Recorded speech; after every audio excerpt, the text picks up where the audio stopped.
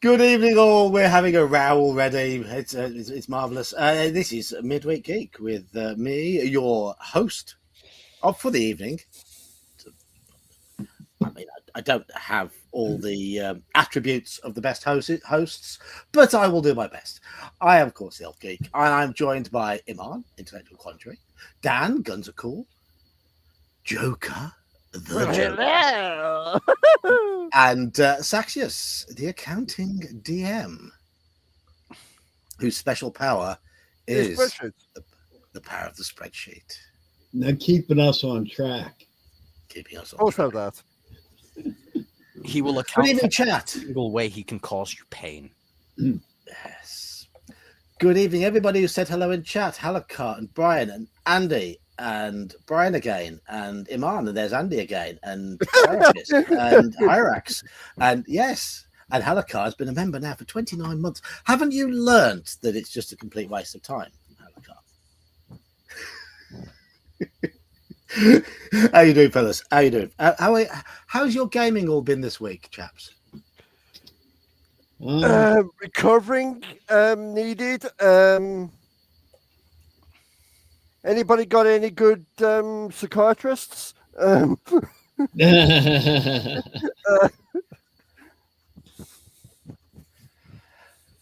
Halakar has started. Hey, he has a quota to meet. Captain Adderall. Yes. So we'll start with you, Iman. Your gaming this week. How's it gone? Pretty good. Heroic Yeah, on Friday. Didn't play anything on Saturday, unfortunately. And then, Call of Cthulhu yesterday. Yeah, we didn't play Saturday, did we? Because somebody, not me, not you, not the DM, not Andy, one of the other members just forgot, didn't he? And was busy. So I didn't forget. I know. I hope you weren't implying me. No.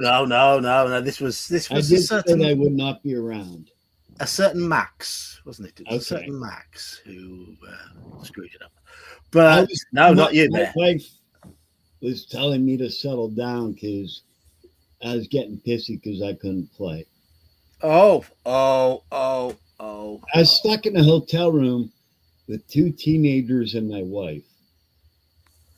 I'm in the hotel room. Yeah, how did the prom go? Oh, it was amazing. We'll get to that later. But yeah, if I'm in the hotel room, I want to have hookers and coke and a lot of bourbon, not two teenagers and my wife. Yeah. Cheers, Bear. That's an American Pie prom night, isn't it? I think I gathering Iman is having his microwave issues, so but no, a spanner was put in the works for Codex Albana, and we have rescheduled for 10 days' time. So hopefully all will go well. Everyone seems to be available, so. Membership is a waste of money at 99 cents per month. Yeah, I basically set it at the minimum level that YouTube would allow because all I can really offer is talking bollocks. That's all I ever do. Hello, Timey, Wimey Limey. So we know you didn't play, Daniel, but you did. You played Friday night. You and Joker. Aye. Played in my live Call of Cthulhu game. Yes. Anyway. That's probably why I need counselling. Two doses of it. Yeah. 2 doses of it. Okay. So, before Iman comes back, Saxius, how's your gaming gone? Yeah, it's been all right. I had my real life group. They've started off the Pirates of the Caribbean campaign. Managed to knock the captain off his own ship and almost drown him in session 1. Good. So, yeah. I mean, to be fair, if he was Jack Sparrow, he'd do it himself. Yeah, but the other players got in, saved him, and the players have learned that. Yeah, I mean, they already knew that I'm going to be out for them. They avoided a nasty encounter, and we ended the session with their ship being boarded by pirates. Excellent. Yeah. Excellent. So, The players were like, "Oh, we're level 5. Most spells aren't going to affect us." I went, "Okay, so sleep spells for all of the NPCs is not going to be a problem then." And they sat there and went, "What?" And yeah, that's right, sleep spells. I don't need you to be asleep. I just need your backup to be asleep. And they sat there and went, "Oh no!" It was like, "Oh yes." hello, Gene. My gaming over the weekend didn't do anything Saturday. Saturday was a bit of a write-off. Ran a live Call of Cthulhu game on Friday night. People seem to be enjoying it, which is good. My Monday night game was called off due to one guy getting back late from holiday, and the DM having commuting issues. But we played Call of Cthulhu on Tuesday, yesterday, and they said goodbye to a character who's been with them for 5 or 6 months. Sadly, battered, crippled, insane, dribbling.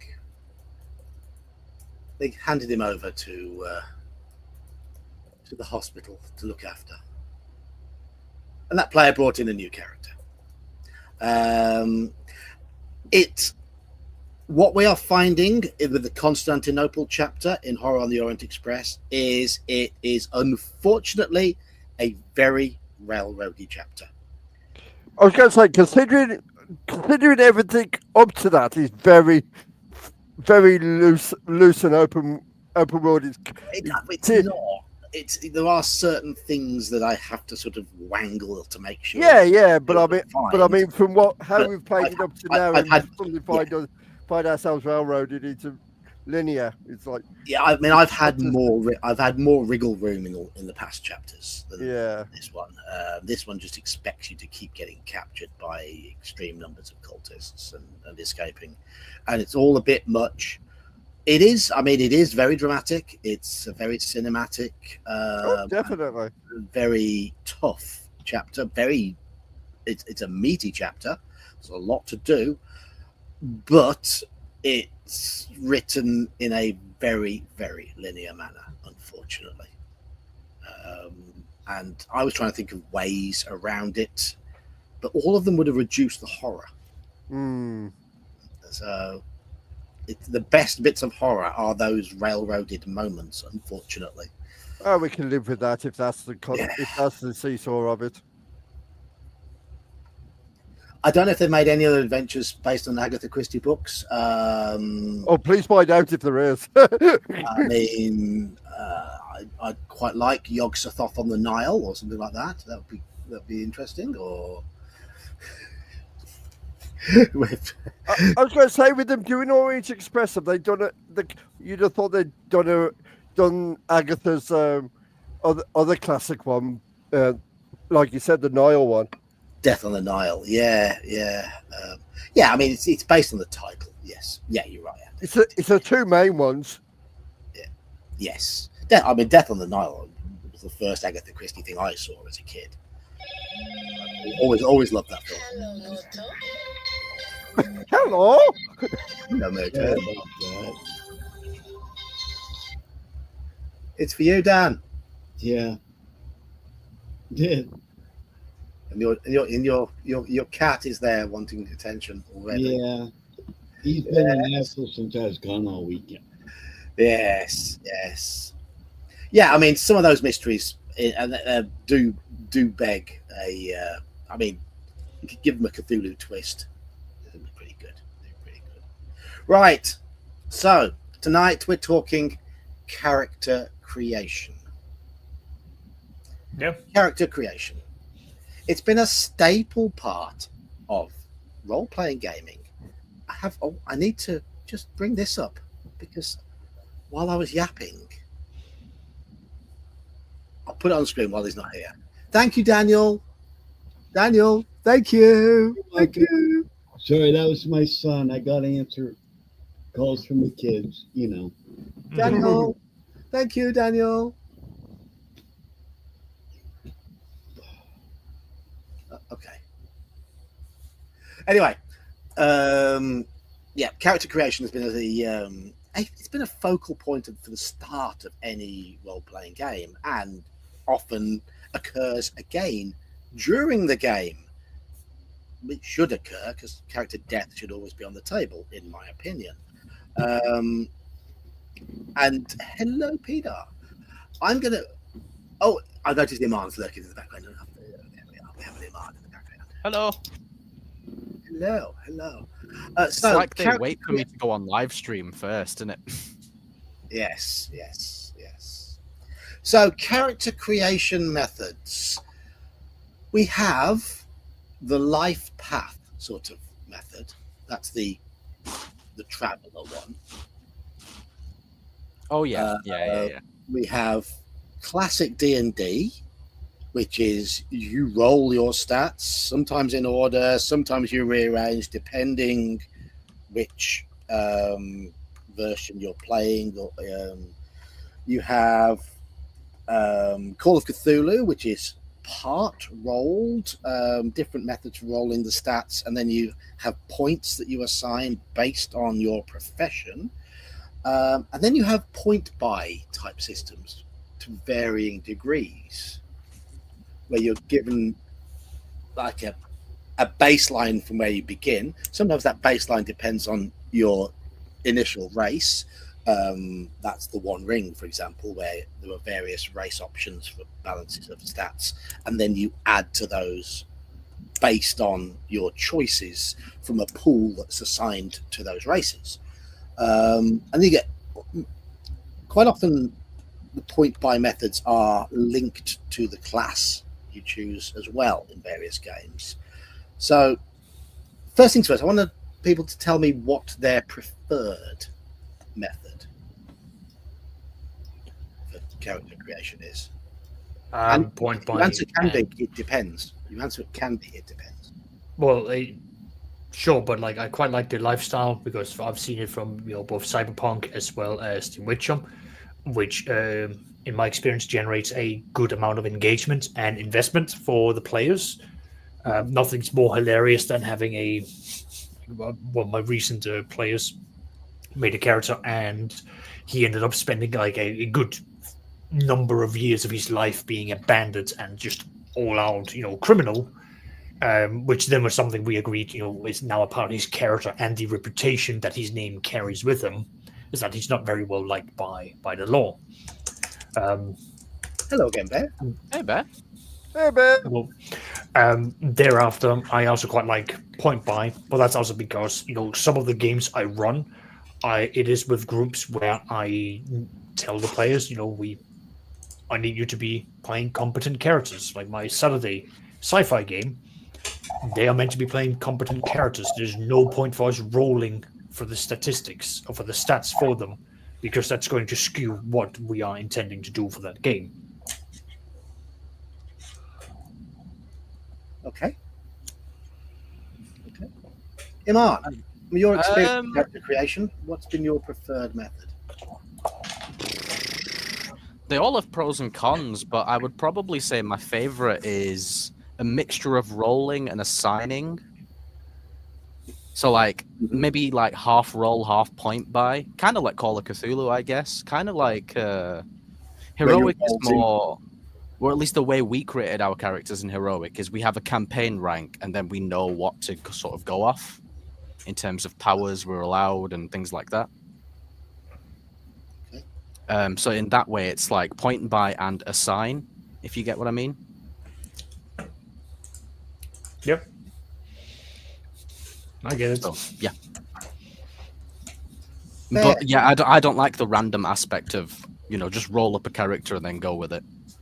I'm like, no, I want some control over that. Bear, do you have a favorite method for character creation? I'm partial to point buy, but I'm more partial to life path. I like life path systems. I think they're much better.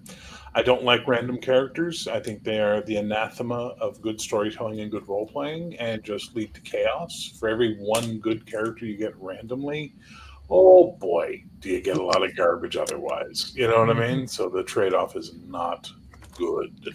So for me, give me a good life path system. The first role-playing game I ever played in my life was Fastest Star Trek, and that was essentially a rolling life path system,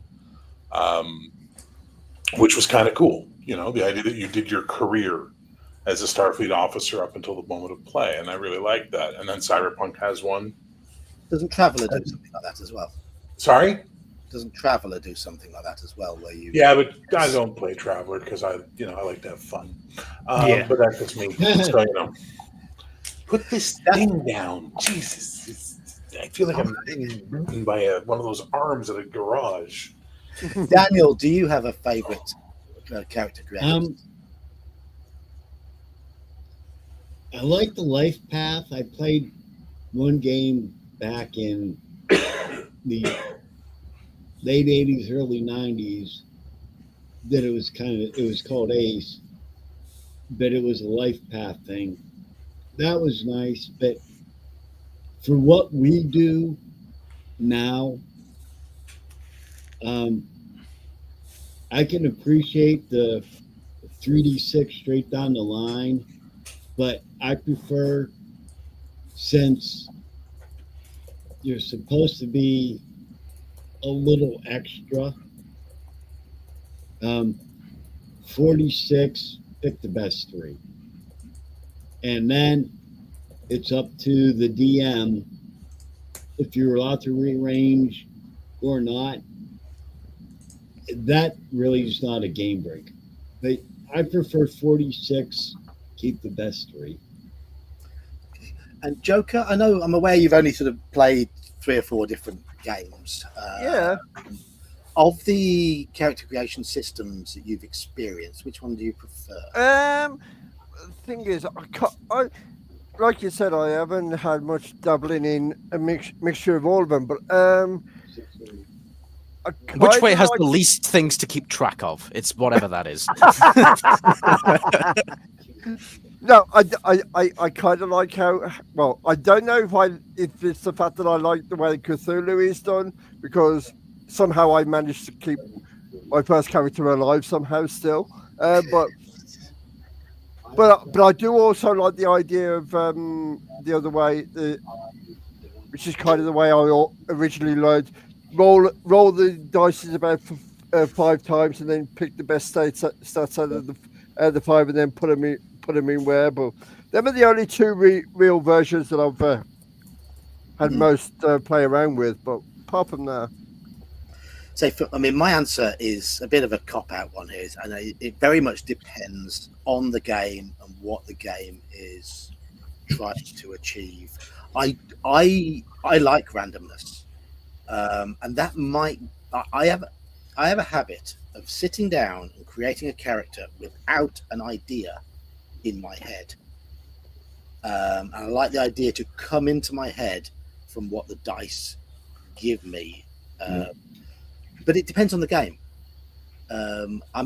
Everyone's favorite asshole paladin exists purely due to some random rolls on those tables that were in Palladium Fantasy.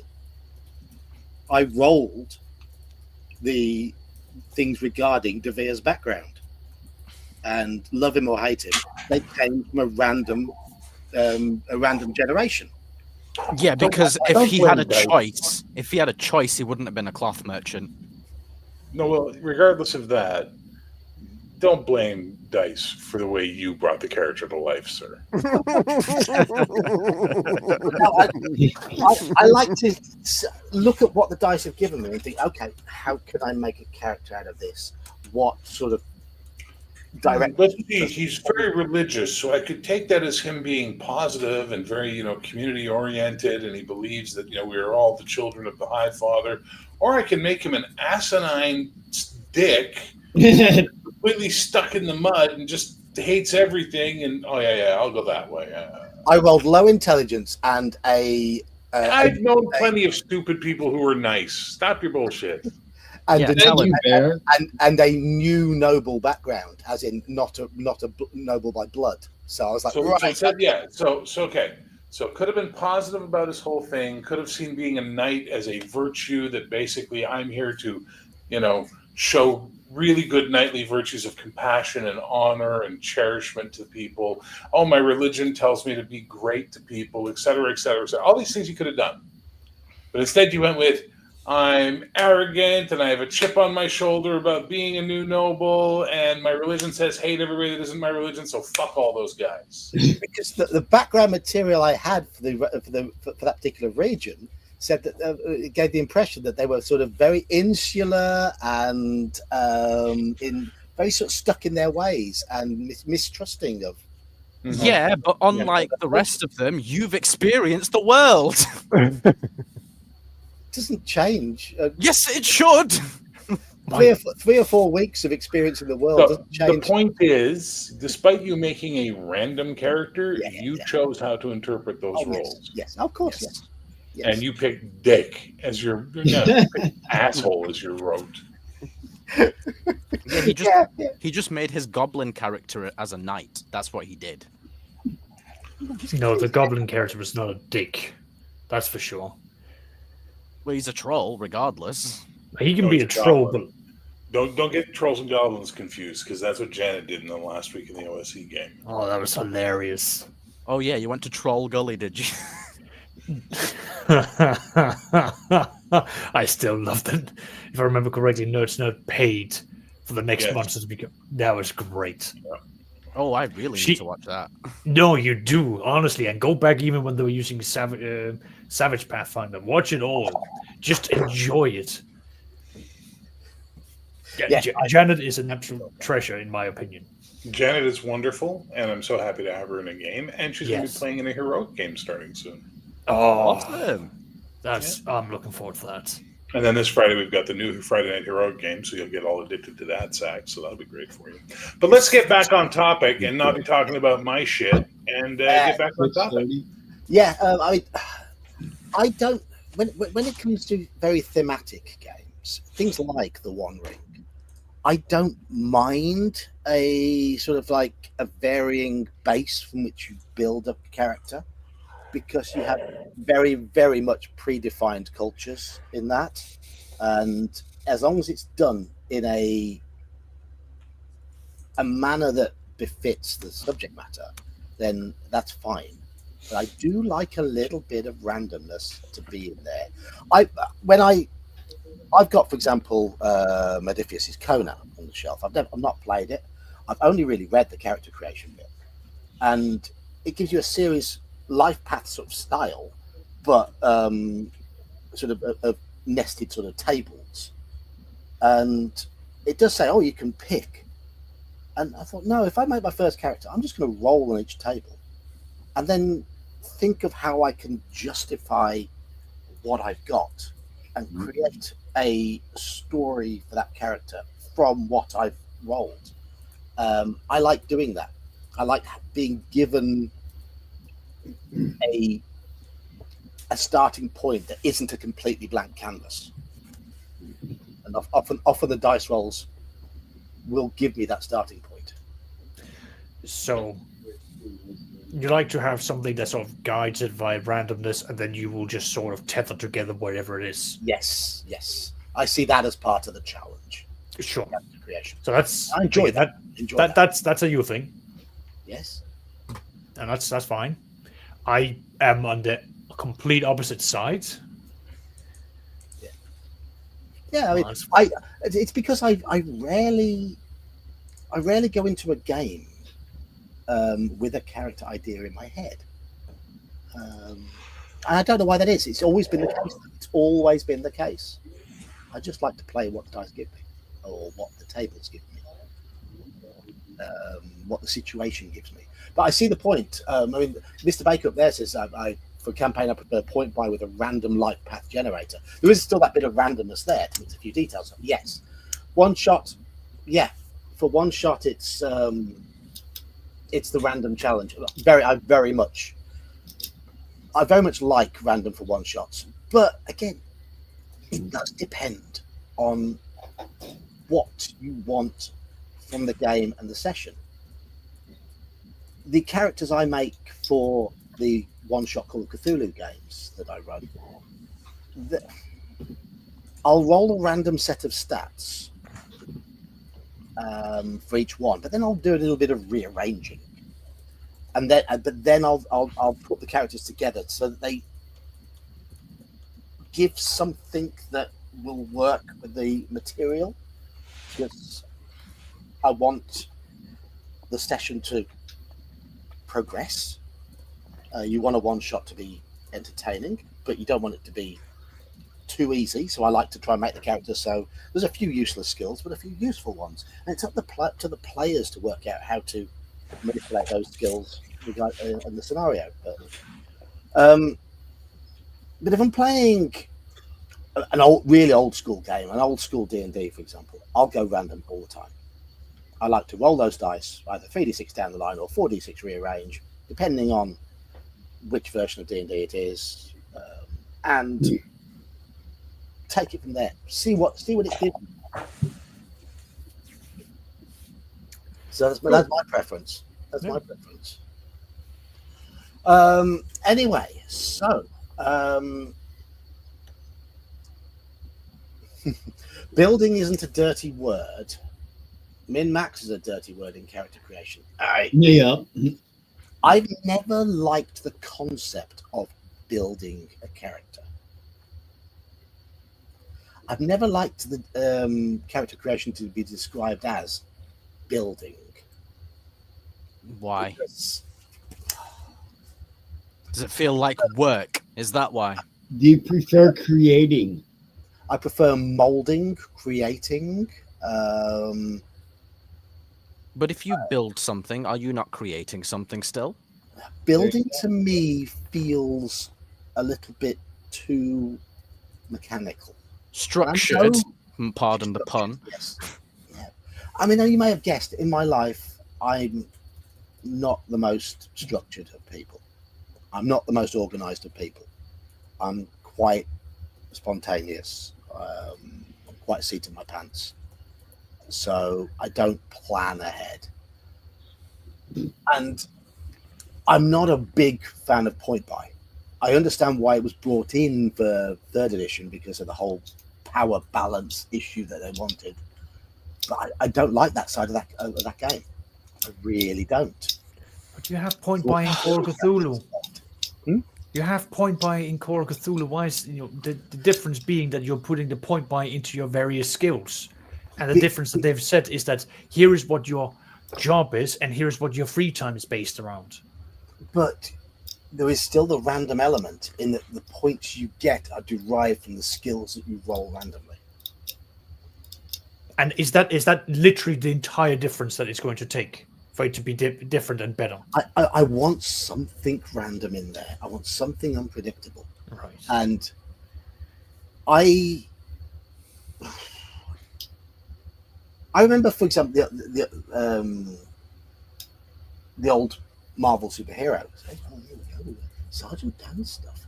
Hello, Sergeant Dan stuff. Cheers, Sergeant Dan. Clear concept for a PC. Other times, I allow the dice to spark inspiration. Yes, yeah. Some of the dice PCs have been your best characters. Yeah, and I agree. I agree. Spontaneity is fun. With Call of Cthulhu characters, I have noticed, and there are a couple of people in my group, and one of them's on the table, in the table at the moment, in the stream at the moment, aren't you, Iman? When you were creating characters for your one-shots, I did say to you, you created them almost too generically, knowing what skills would be needed For each character, yeah. Yeah. And Mike in our Tuesday game is the same. You will not find Mike make a character without a decent spot hidden or a decent library use, because he knows those skills will be useful. Whereas I'll do the opposite when I make a character. I'll go in the opposite direction. What are the useful skills? Yeah, don't give him any of those. but I then try and find a way to make those other skills useful. Can you roll me arts and crafts technical drawing, please? Yeah, why not? Why not? So I find that I guess that's my thing with point buy systems. They do tend to push players in a certain direction. Yes, Bear. Your thing is being contrarian troll asshat. You love looking for ways to make things difficult, what you think is amusing, and as disruptive as possible. It's like you get like excited about it. I've watched you. You get like gleeful, like this light goes on in your eyes, and you're just like, oh, like you get that way the way Saxius gets about fucking spreadsheets. But I do it. I'm creative. Oh, you're not uncreative. That's for sure. But John, But I I would also want to point out. never run you in a heroic game. Okay. Because I know for a fact you would make the kind of superheroes I hate, which are mocking, stupid superheroes.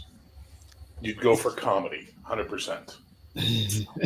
I think I do a decent balance between comedy and seriousness, Sax, with my character, but I feel like John would just take the comedy way too far. What's the name of but your character? Quantum logic. Yeah, his would be like quantum illogic. My character's whole thing is that he's always looking for the illogical way to do it, and then that way he always does something goofy and he trips into it. Like, you know what I mean? That's what he would do. Yep, it's about right. John, you and I also run in different circles. Some of my groups, I'm going to take my Saturday group, as I said, when we were making our sci-fi game, the game that we're using does allow for you to roll randomly, and I said, I do not want you to do that. You are running a Warhammer 40,000 Rogue Trader Dynasty. You are not meant to be incompetent people. You are meant to be proteges. You are meant to be scions. You are meant to be individuals who are in positions of power because you have been trained to be in that position. You have been given an education. You have risen to your rank one way or the other. As of such, I told them we are taking a point buy because your character needs to reflect that you have a set of responsibilities that you have. Again, taking this game specifically, you have, I think we have 32,000 people relying on your decisions. Now, if the gravity, if the gravity of having 32,000 souls in the palm of your hand has no weight to you, get out. Then you are not meant to be playing that game. It is a very serious game. You are meant to be taking this seriously, and you're meant to be coming in with this with a form of investment for why your character is not just here to expand upon the dynasty. You're also here to bring order to a section of space where things are going to hell. That's what I put in. I can do serious. Okay, my point is, when you do serious, you do asshole. Your version of serious is to make the guy a prick. Look at him; he can't even deny it. Look at him. He can't. But he can't. No. Oh my gosh. So my point is, like, again, that's going to be different. It's a different tone for it. And if you are, again, when I run, so let me take my second edition game where we agreed from the beginning, it is 3d6. I told the players, if you want to do down the roll, fine, you do down the roll, but that is on you.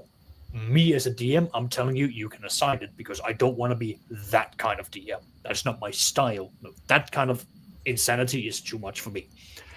And we still had players that rolled up like a 4 in intelligence. And we had to sit there and go, you are equal to, if not less intelligent than a dog. Like, we needed to like really hammer home how the hell this was going to work. And it does create some situations where me as a DM, I've got to go like, well, we really need to have an explanation here. Or in some cases, I told another player, re-roll your character.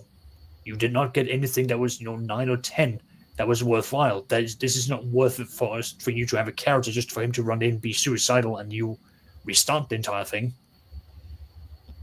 Well, that was in the original AD&D Dungeon Master's Guide. Characters should have 2 scores of about 15 or higher. But that idea that characters are stronger than the norm, that's been baked in there from the start, and I don't mind that for AD&D. I think it's got a different feel to basic D&D, and a different feel to MERP, for example, where in MERP's character creation, if you roll any stat under 20, you roll again. Okay. With the idea that most stats, so that brings up your average, but you only get bonuses from 75 plus. So you only get penalties for 20 to 24. So you've only got a 5% chance of getting a penalty on any stat during character creation. So the idea that player characters are something more powerful than the norm is baked into the majority of games. And I don't mind that when that's what the game demands. Well, they should be. Daniel, check your Discord, Daniel. Okay. Please. For me, it's a question of, do they start better than the norm, or do they become better than the norm through their deeds? Well, so what is it that you're looking for? Because this also then begs the question of I'm going to take, I believe it's also in the Cyberpunk system. I'm going to have to tag you in for this one, Bam. When you get, I think it's called like improvement points or other like things to make. Yeah. So there is, for example, in Cyberpunk and in The Witcher, you've got what's called for improvement points. You show up to a game, you participate in it, you engage with it, and then from there you then get improvement points that you can then reinvest into your character to show the growth of them. They become better, they can become more skilled, and it's a way for you, the players, to then show your character start out. Oh, he was an absolute lowlife. Now he's become, a great, edge runner, or I don't know the exact term for Cyberpunk, but I know Shadowrun. It's a Shadowrunner. No, it's an edge runner in Cyberpunk. No, there we go. I know something. I guess, I've said before on stream, I like games where I like the idea of a character having humble beginnings and growing into becoming a hero. What the hell with that? Come in with a character. Happening in Albana. Oh, his beginnings weren't humble. That was the thing. So he's not humble, and he'll never be a hero. So we're in a great trade there. Yeah. Yes, you're right, Svinfilka. MERP does allow most races to pick one stat to change them. It's each character class can change their prime requisite to a 90. So the idea is when you arrange your stats, you put your lowest on your prime requisite, you turn it into a 90. But depending on what you roll. Got it, DK. Thanks, man. You might have to send me another link. No, I'll. Don't worry. I'll handle it. We gotta wait and see. Bear's got that many finishing moves on me. It's ridiculous, I have the easiest finishing move I need for you, sir. Do you want to know what it is? Just walk away. Just leave you there trying to be all edge troll guy, making the joke and just walk away. Go get a coffee. Pay no mind. Pay no heed. That's how I finish you, sir. To be honest, I will play anything at least once. That's the thing. I will play anything. Well, that's like. Now I guess I got to start working on my character for tonight again. Why again? Wasn't it done? You've had a week. I was saying it's kind of ironic. John was saying about building a character. I was going to work on my player for tonight while we were doing this right now. And then, okay, if we're not playing, I don't have to worry about it. Now I got to start on them. But you rolled a really bad dexterity, he's not very intelligent, and he's a dwarf.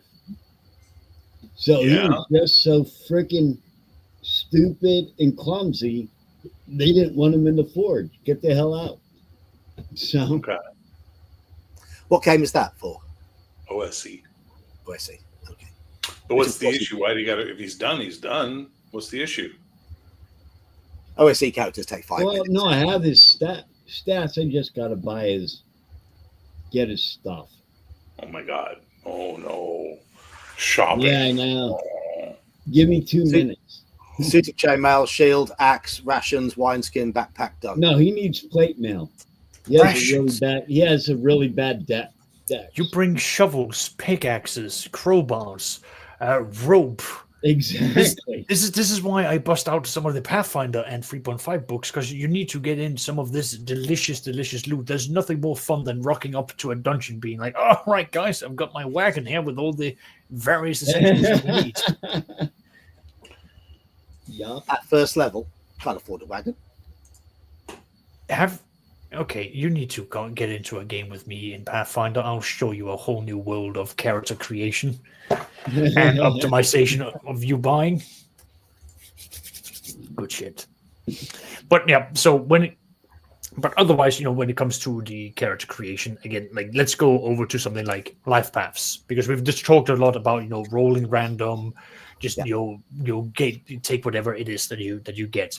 Well, and then I'm going to be using Cyberpunk, because at least we've got Bear who knows about that, and you've got the whole life paths of what's going on. And I believe, if I remember correctly, when you were doing the prep work for your Cyberpunk game, Bear, you are also having the players roll for the various random parts in the life events to see what they were getting. Yeah. Is that right? Yeah.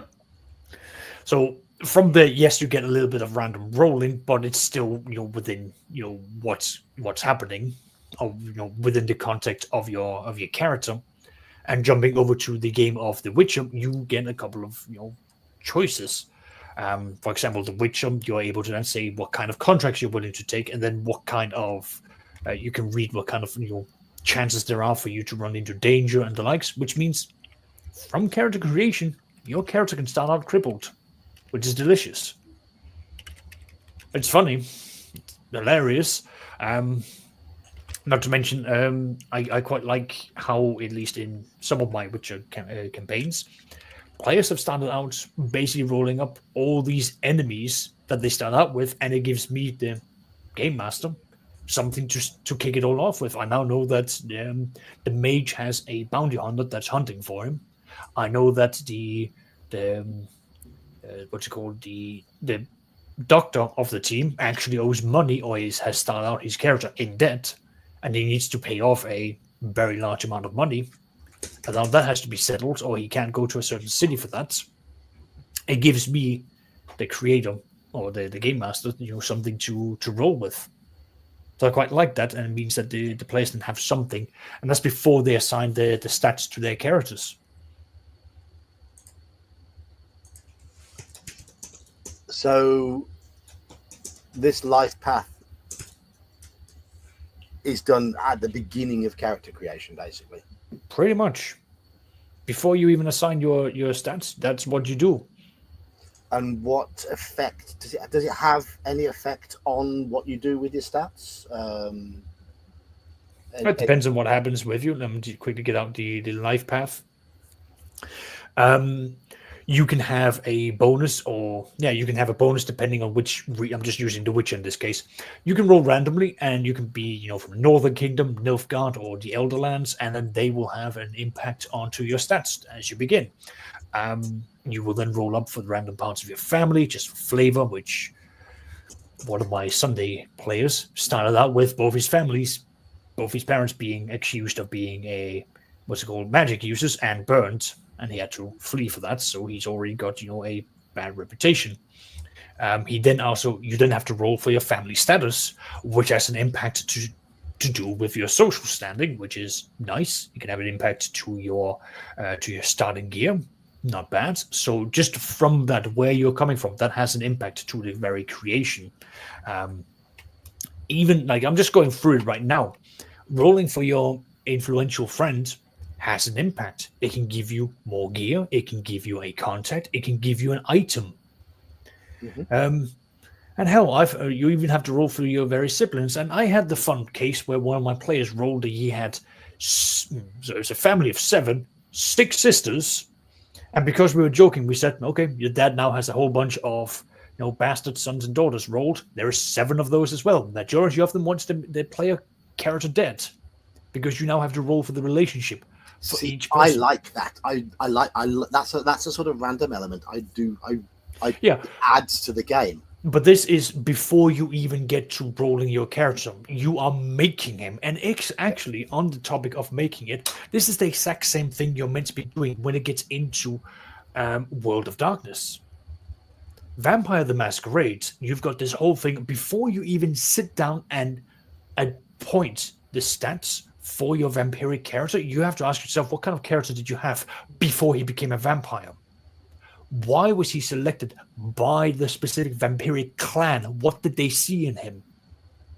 And bearing in mind, before you are allowed to be an official fledgling, someone that's released out into the wild, you have served 25 years under your sire, under your master, before you've been given the reins to go out and do what you want. So you genuinely have to sit down and go, right, my character was at the ripe old age of 30 years old when he was selected by, I don't know, I'm going to take the Brewhouse because I like them, by the Brewhouse.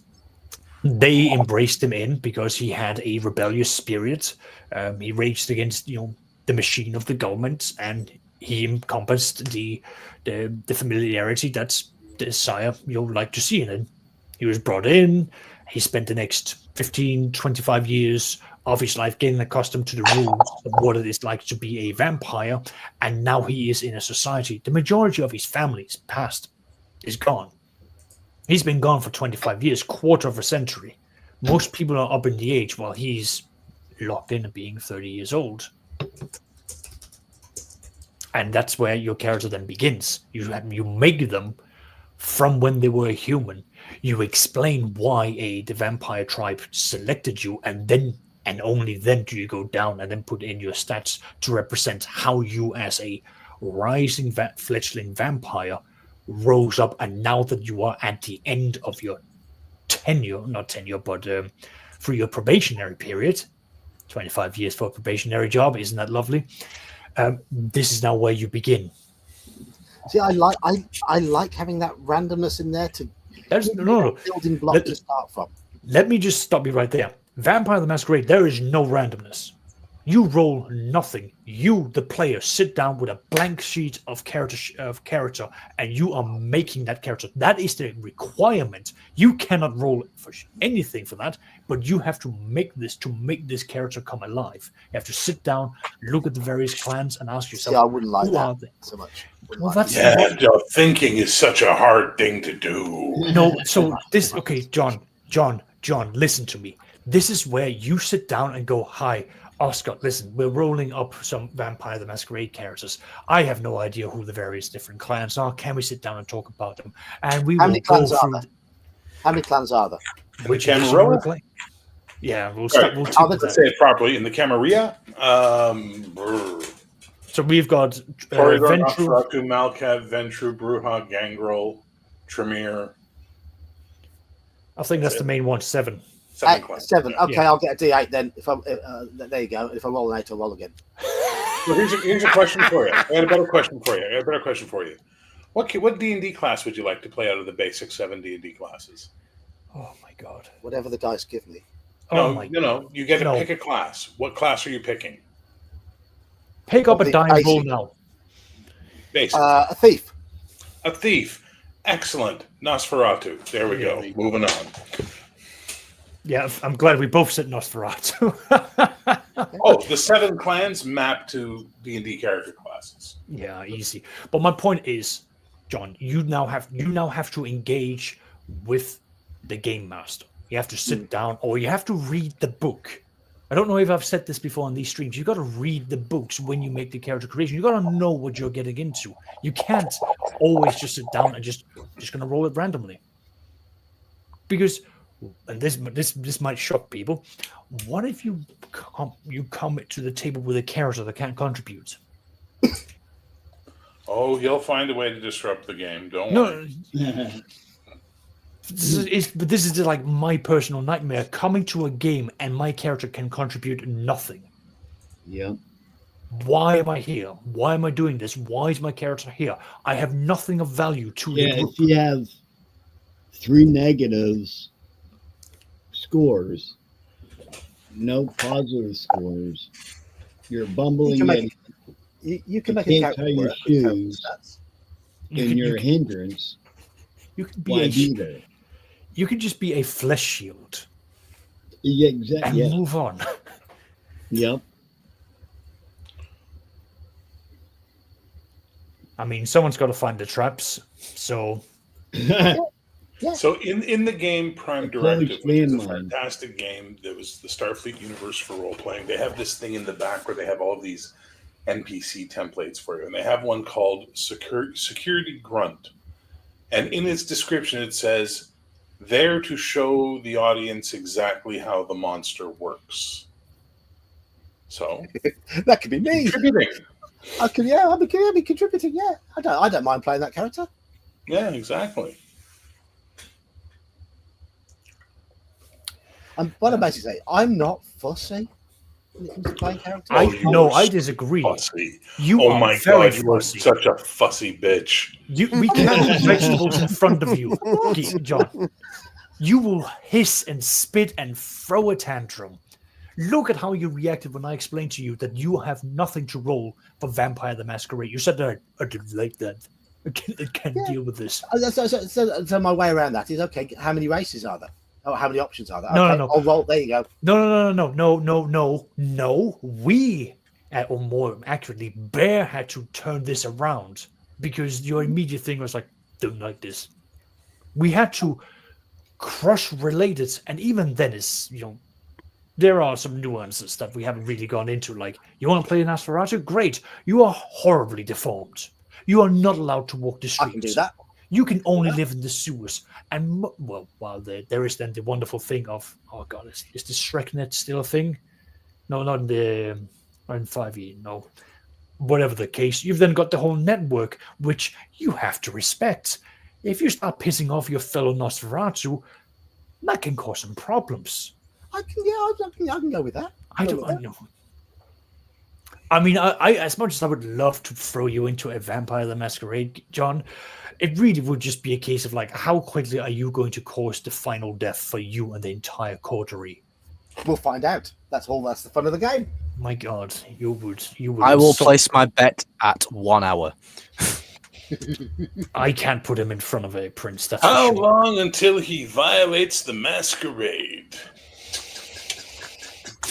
You know what I'm saying? That's how that Yeah. I know. That's joy, oh joy. I like to give The myself joys of having John as a player instead of a GM.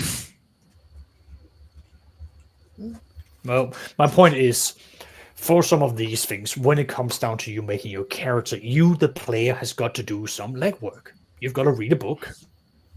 I mean, absolute bare requirement. If you're not reading a book, why are you here? Like, I just don't understand it. And number two, if you can't make a character, you reach out to either another player who can, or you reach out to the game master and go, hi, I need some help with this. And then you take it from there. I'll read the character creation rules, and then I'll make some random rolls in secret that the DM doesn't know about. And I'll tell the DM that I've chosen all of this.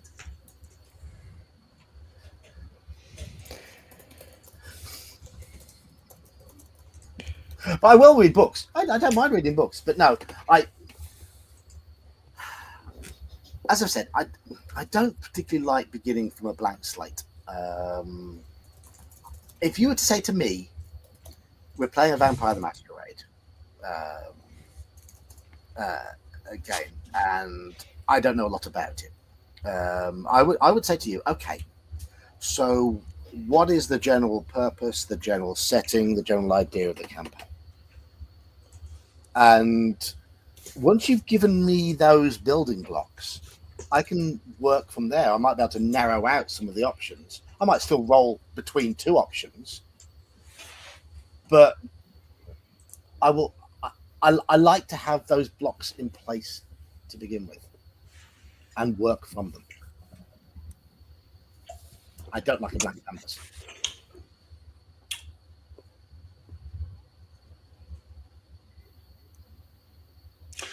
Nothing wrong with being inspired by some roles to get you started.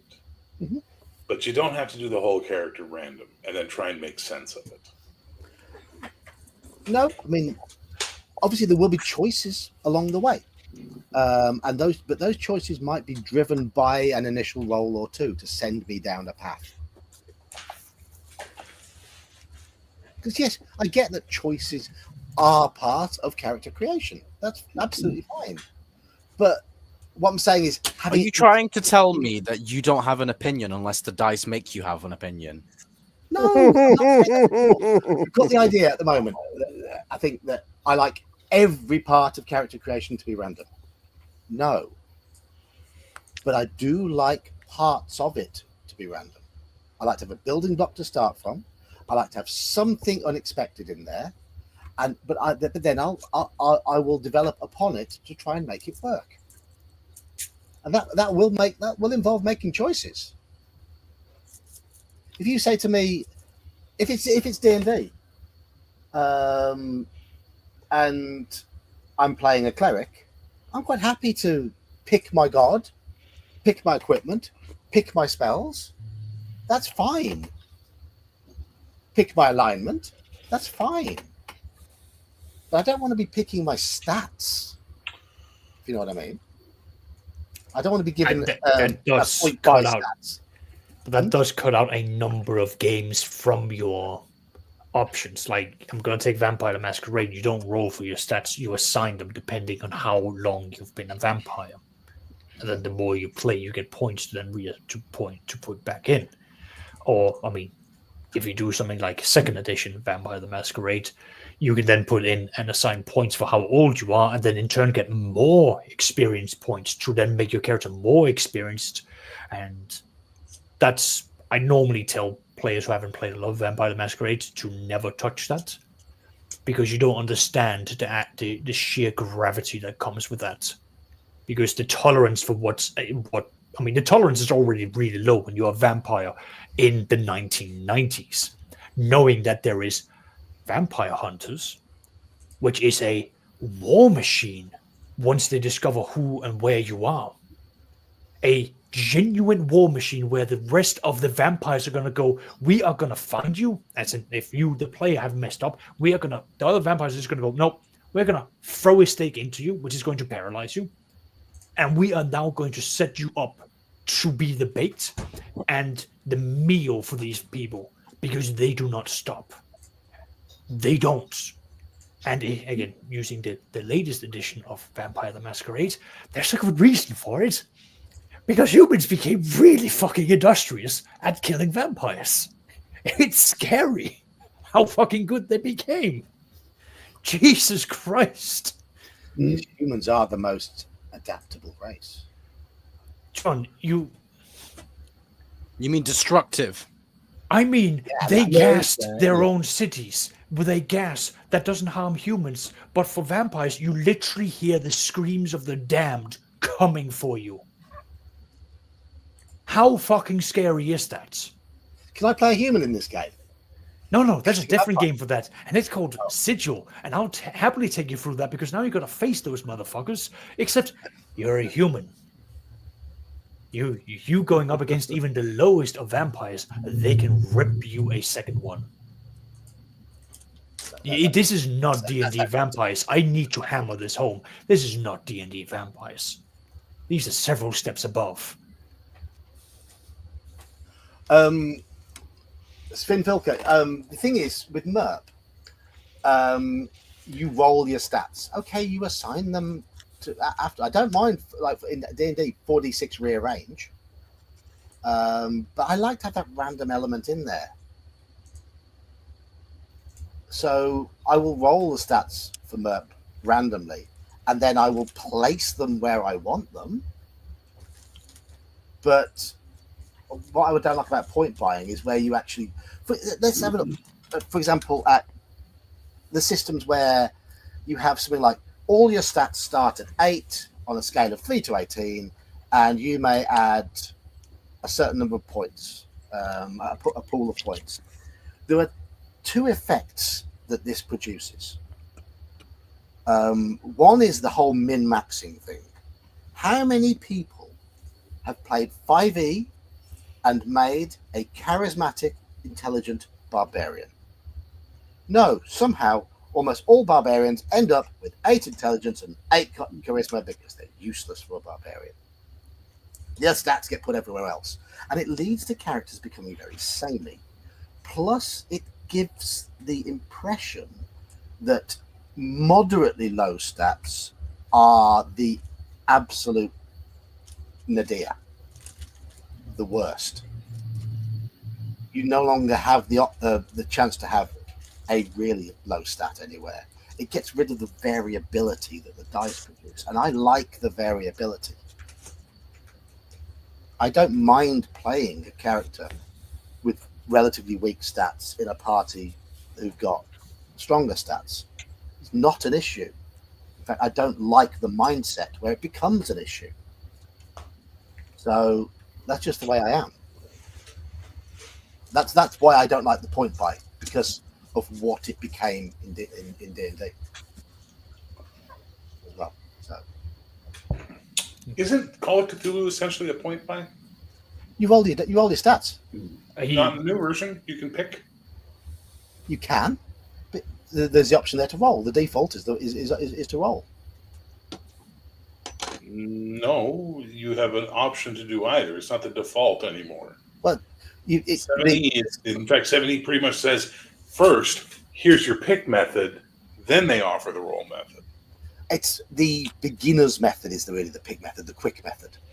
The main method, which takes up more of the pages of the book and whatever, is the rolling and the assigning, and then you get your skill points based on how your stats interact with whatever profession you're playing. You realize you've had to use the world's sharpest razor to split this hair that you're splitting, right? I like randomness. I think literally that's chaos. Like, I think it is just boiling down to, and which you have said many times, John. Yeah. You're set in your ways. Yeah. And then that's it. Yeah. Yeah. That's it. There really is no more discussions to it. You like to roll for these things. You can't. It doesn't matter how you package it. It doesn't matter. You can say that, like, oh, you can't deal with a blank canvas and so on. No, this is how you want to do it. This is how you've always done it. This is never going to change. I think that may well be the case. But as I say, I do like to have a role early in the character creation, which gives me a starting point from which I can then develop. So I don't like complete freedom in character creation. I like things to be defined by the world, and in some ways defined by the dice as well. But parts of this can be done. Again, parts of the world. Great. Take Codex Albana. As I understand, there is the whole, here is your region, here is the breakdown of the information, here's how you can do it. Great. Now you can go and you can make the character and find a way for them to then fit within the narrative of the story that the game master is wanting to run. But that takes you to then read the book, read the product or the background, sit down with the game master and go, right, here's the concept I've got. Is this going to work? Anything you need me to tweak? Blah, blah, blah. Rather than just, this is where I don't mind players coming with their own backgrounds and so on, but I have a predetermined story that I'm going to go for. And if your background doesn't fit, I'm not going to use it. Simple as.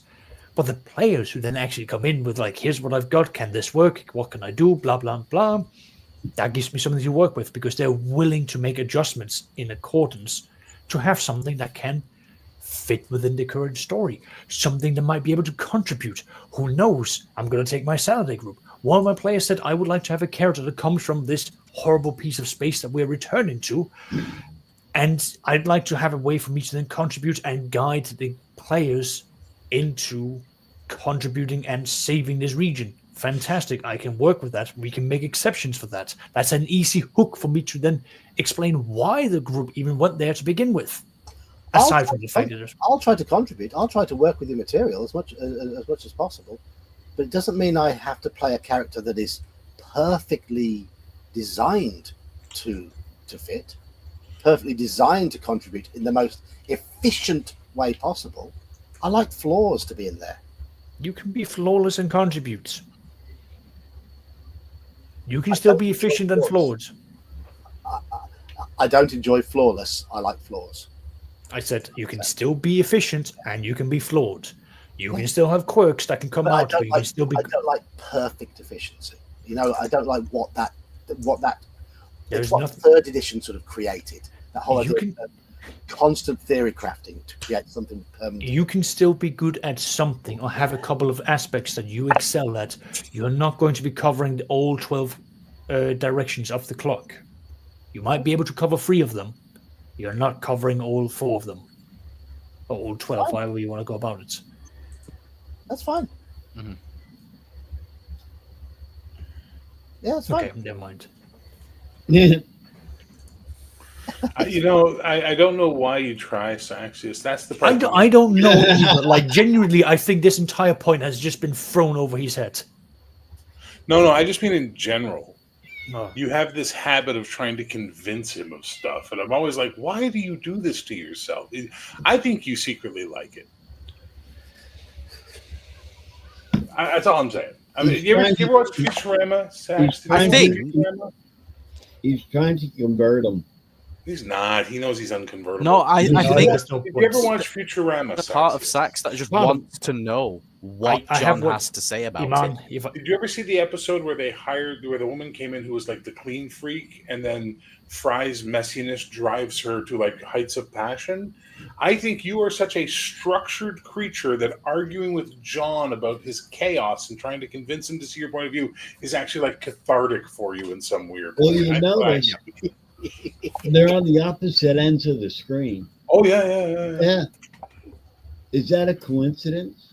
it's never a coincidence. Even if you put me right underneath him, it'll still be like, "Arrgh," like next to him. "Arrgh." Yep, that's fair. That's absolutely fair. And John will be doing this. Yeah. The way he does. His little Oh happy- boy, I'm getting content. I'm just Hey, poking Sax. gremlin. Like seriously, he's not a troll, he's a gremlin. No, exactly. Yes. I think there's a part of you, Oscar, that likes to see what John will just come up with as bullshit excuses. What counter argument will John make today for a perfectly rational statement? Yeah. Yes. Yeah, no, you're not wrong. You two are like best buddies. I swear to God, you're like the RPG version of the Odd Couple. If we could get you to live together, it'd be brilliant. I would like. You know what? I would like to go to the pub with Saxius and get drunk with Saxius. I think we'd have a right laugh. I'd like to watch you go get the stitches after Saxius I, finally. I feel like you guys would not, one of you would not walk out of there alive unless I was there as well. No, I think actually- you're What right. the hell No, are you gonna do? You would be the one hurt. So You'd be hurt because you'd be in the middle trying to stop the crazy Brit and the Dane from going Saxon versus Dane. Oh my God, it's a battle as old as time. yeah, and I'll just be sitting there smiling and watching until it gets too serious, and then I'll intervene. And Iman, then you you want get front. hurt. You just want front row seats and the popcorn to watch it. It's like a boxing match, except like in the good old. Hey, well, I say good hey, old someone days. get my joint, quick! Start it. Oh, it's like, yeah, the meme of like the two ghosts fighting. There's just like the guy in the background. Oh, fuck yeah, get my joint. Yeah. Right. But genuinely, I think you guys would have a really good bonding session over a few drinks. I think we probably would. Yeah, I think we get on fine. It would be our. We'll see. John's not like this in real life. He's not as abrasive. He's actually a really nice guy who doesn't try and poke you all the time. But online, he feels like, oh, I'm behind a screen. No one can get me. I can't hit him. That's the thing. No. I will be 100% straight up with you guys. At Claricon, John was the nicest, friendliest, chillest guy I've ever met in my life. He was calm. He was rational. He didn't say outrageous things. He was also a full foot shorter than me and about 180 pounds lighter than me. So, you know. That's true. That's true. Now, I play games to have fun, as we all do, and I have my fun in my ways, and my ways tend to involve a little bit of chaos. I don't like to be over. I think there's a line I don't want to cross in terms of being over organized. I hate the idea of planning a character out before the time, which is why I so much enjoy games where you start with pretty much nothing and things develop organically. And that's what I really want from gaming. I like to come into a game with a character with flaws that I can I can bring into the character's personality, the role play. Fuck it, we're doing it. Right. I'm going to send you a character sheet, and we're making a hero character using the random system. John, Go on, then. Yes, let's do it. Go on. I was just about to say, my character clearly has flaws. Oscar will tell you. John, Flaws to the I point have of where, a like, question. there are other NPCs who has wanted to put you in the ground. Because my I have a God, question then.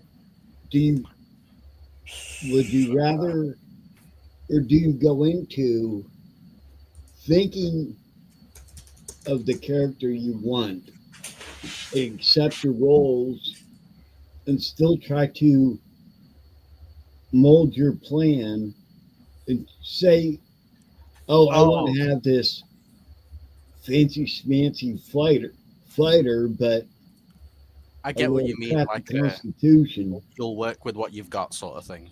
Do you still try to make that fighter, or do you turn him into a magic user? Do you know what I mean? Daniel, that's the thing with me. I don't go into a game thinking I'll play a fighter. I go into the game thinking. You know what I mean? I go into a game thinking I don't want to be a magic user. Well, I don't. What I I'm don't- I saying is, like, there's times when I go into a game, like even with tonight, I knew what I wanted, and it just blew up in my face.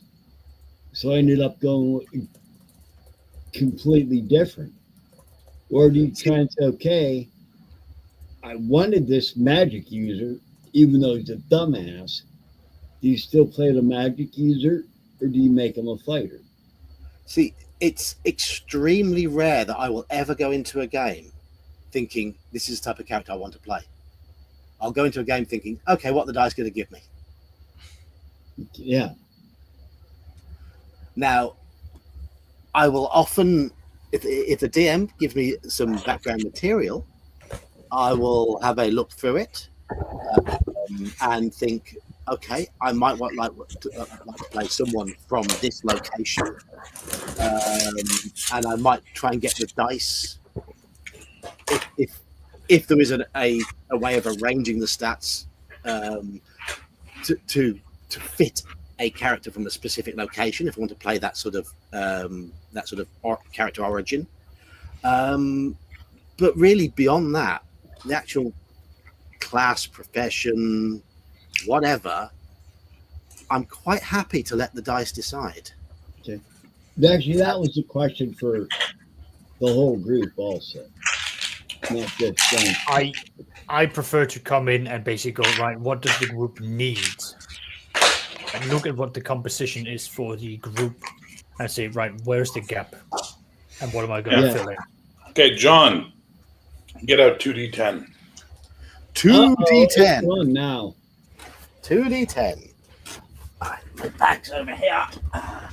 Now, I am comes eating my trouble. supper while we do this, so I do apologize if every now and then I'm not able to answer because I'm stuffing food in my mouth. Okay, not a It's problem. all right. You got Oscar. There is trouble ahead. Oh, you're still here. I have 2d10. Okay. So we're going to make your character completely randomly. Yep. Okay? And I'm going to maintain my view that random character creation in a superhero game is absolute bloody nonsense because it just creates chaos. But you, being an agent of chaos, will have Discordia on your side today. Hail Eris, and it'll all make sense and be a perfect character. Watch, because Go on. that's what you bring to the table. But So, we're going to roll... Is it 2d10 percentile, as in percent. It's a percentile, percentile okay. or a d10, depending on what I ask for. percentile? Yep. First thing we're going to do is we're going to figure out your character's superheroic origin. So roll me a percentile. I'm 30. following along for this. 30. You got outsider, which means you're not from Earth. You understand? Okay. You could be an alien, you could be extra dimensional, but you're an outsider. Which means you're going to be rolling your attributes, fighting, agility, strength, endurance, reason, intuition, psyche, and dynamic, on column D. So for fighting, give me a percentile, please. 27. Your fighting is good 10, GD 10. Oh. So, do I type? I'll type it into this box here. Yep, and under origin, put outsider. GD 10. And under origin, you put outsider. Outsider. Yep. Now we're going to do A, your agility. Give me a roll. Ooh, 71. Your agility is incredible. IN 40. Yep. Now we're going to do your strength. Give me a roll. Okay. The strength is 79. Also IN 40. Incredible. Okay. Yep. Okay, now we're going to do your endurance percentile. 34. RM 30. Remarkable. Okay. Yep. Now we're going to do your reason. Reason is not how smart you are. Reason is how good you are with technology and science. Percentile. 17. Good 10. GD 10. Okay. Okay, now we're going to do your intuition, which is your gut feelings and awareness. 84. That is AM 50. Amazing. Okay. Yep. Now we're going to do your psyche, which is your spirituality, your mysticism, your psychic ability. 18. How much? 18. GD 10. Good 10. Okay. And now we do your dynamic, which is your presence.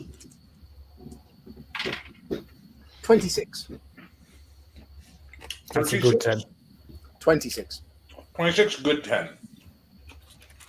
Makes sense for him, eh? Oh, looking at that, we have a strong, agile guy, fairly healthy. Otherwise, he's pretty normal. Sharp Can sense. you zoom that in a bit, please, so we can see the stuff? Because it's very small on the screen. Thank you. Okay. Now we're going to roll your starting resources, which is how much money you have. Give me a percentile. 78. You have remarkable 30 resources, RM30. So you actually have a fairly decent amount of money or resources available to you. Okay. Now we get into the fun part. We're going to roll your powers. Oh. Please give me a percentile for the number of powers you have. 53. 50 what? 53, so that's free. So you have 3 powers, but you are an outsider. So let's see if that changes anything. Give me a second. I'm going to open up that document so I can actually have the origins as well in another document. Give me a momento, por favor. We're going to go to origins. Come on, Adobe. And you were an outsider. So as an outsider, you get the following things. You all recall we did the D for the ability scores. You also get all powers are either inborn or equipment. The player must decide for each power roll. Outsiders start with 1 less power than rolled, minimum of 2, but gain +1 rank to any ability of their choice. So the FASERIPD, you can raise one of those by +1 rank. So you have 2 powers only, nice. Okay. and you get +1 contact, which is the person representing your connection to the human world. Okay? So you're going to have +1 contact when we get to rolling contacts. So you only have 2 powers. Yep. Let's go ahead and roll your first power category. We're giving a percentile. 97. So that is a body alteration defensive. Give me another roll, please. 69. Hey. Pheromones. Pheromones. Pheromones. So defensive pheromones. So I'll just put, no, it's just pheromones. It's a body, the power group is body alteration defensive. Oh, okay. The power is pheromones. Okay, now we're going to do your second and last power. Yep. Roll the percentile for the category. 13. Sensory powers. Give me a percentile roll, please. 15. 5-0? 15. 1-5. A 1-5. You have resistance to ice and cold. Okay. Okay. We'll worry about rolling their He's a ranks. frostbite spider from Skyrim. So for your pheromones, give me a percentile roll, please. 70. 7-0. Those are at IN 40, incredible 40 pheromones. Okay. Now for your resistance to ice and cold, give me a percentile. Higher is better, obviously. 41. You have excellent 20, EX20, resistance to ice and cold. Okay. All right, continuing down the line. We now go to the amount of talents you're going to have. Roll a percentile, please. 07. You have 1 talent. Okay. Give me a roll for what type of talent it is, please. 90. It is a new talent, and we're going to go to the new talents table. And these are also considered special talents, where basically, hang on, is that for special talents? Give me a second. No, you actually have to make up your talent with new talents. So we'll come back to that. Okay. We'll just put new talent. Oh no, he has to put thought in. Yep. That's fine. But he likes that because the randomness brought him to having to put thought into it. Yeah. But I can base Now it his little gremlin dick is hard as ice. Oh my God. Okay. So talents, we'll have to do that. Now we're going to define your contacts. Roll for the number of contacts you get, please. And I get Percentile. +1 to it, don't I? That's 80. So you have 2 contacts, but you get +1, so you have 3 contacts. Yeah. Go ahead and roll for your first contact. Give me a percentile for the type. 61. Political. And on the political, go ahead and give me a percentile roll, please. 70. 70. So you have an international political contact. Okay. Let's do your second contact, please. Give me a percentile for the type. 46. Scientific. Now, on the scientific, give me a percentile roll for the type. 27. 27? Yes. Yep. So you know a research scientist.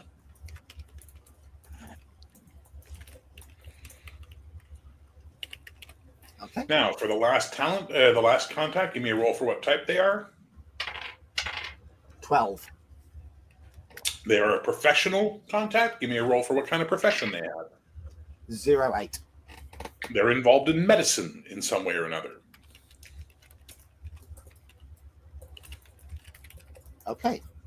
Now we're going to do your perks, and then we're going to do your hitches. So we'll start with your perks. Give me a percentile roll for the amount of perks you get. Perks or quirks? Is it? It's an old character sheet. You got to update it. Yeah. So just So quotes perks now. are positive, hitches are negative. So give me a percentile roll. 61.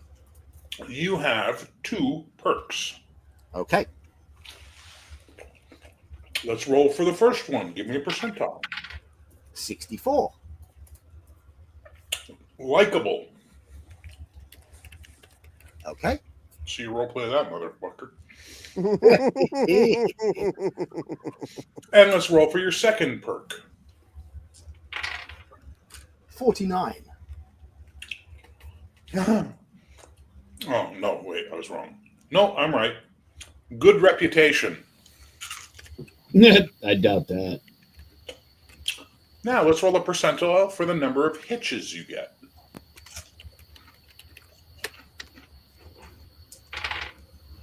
88.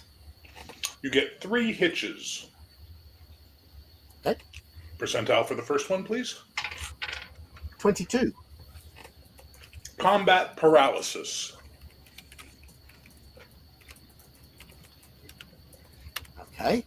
Second one, please. Always percentile. 37. Impaired hearing. Oh, that's hilarious.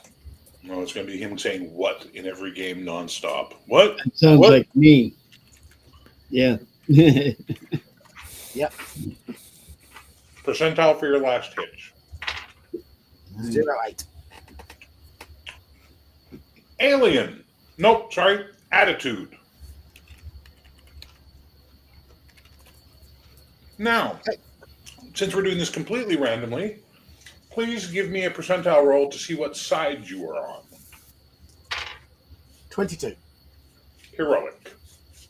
So if you scroll back up to the top, you're going to see side right above, and that's where you put heroic.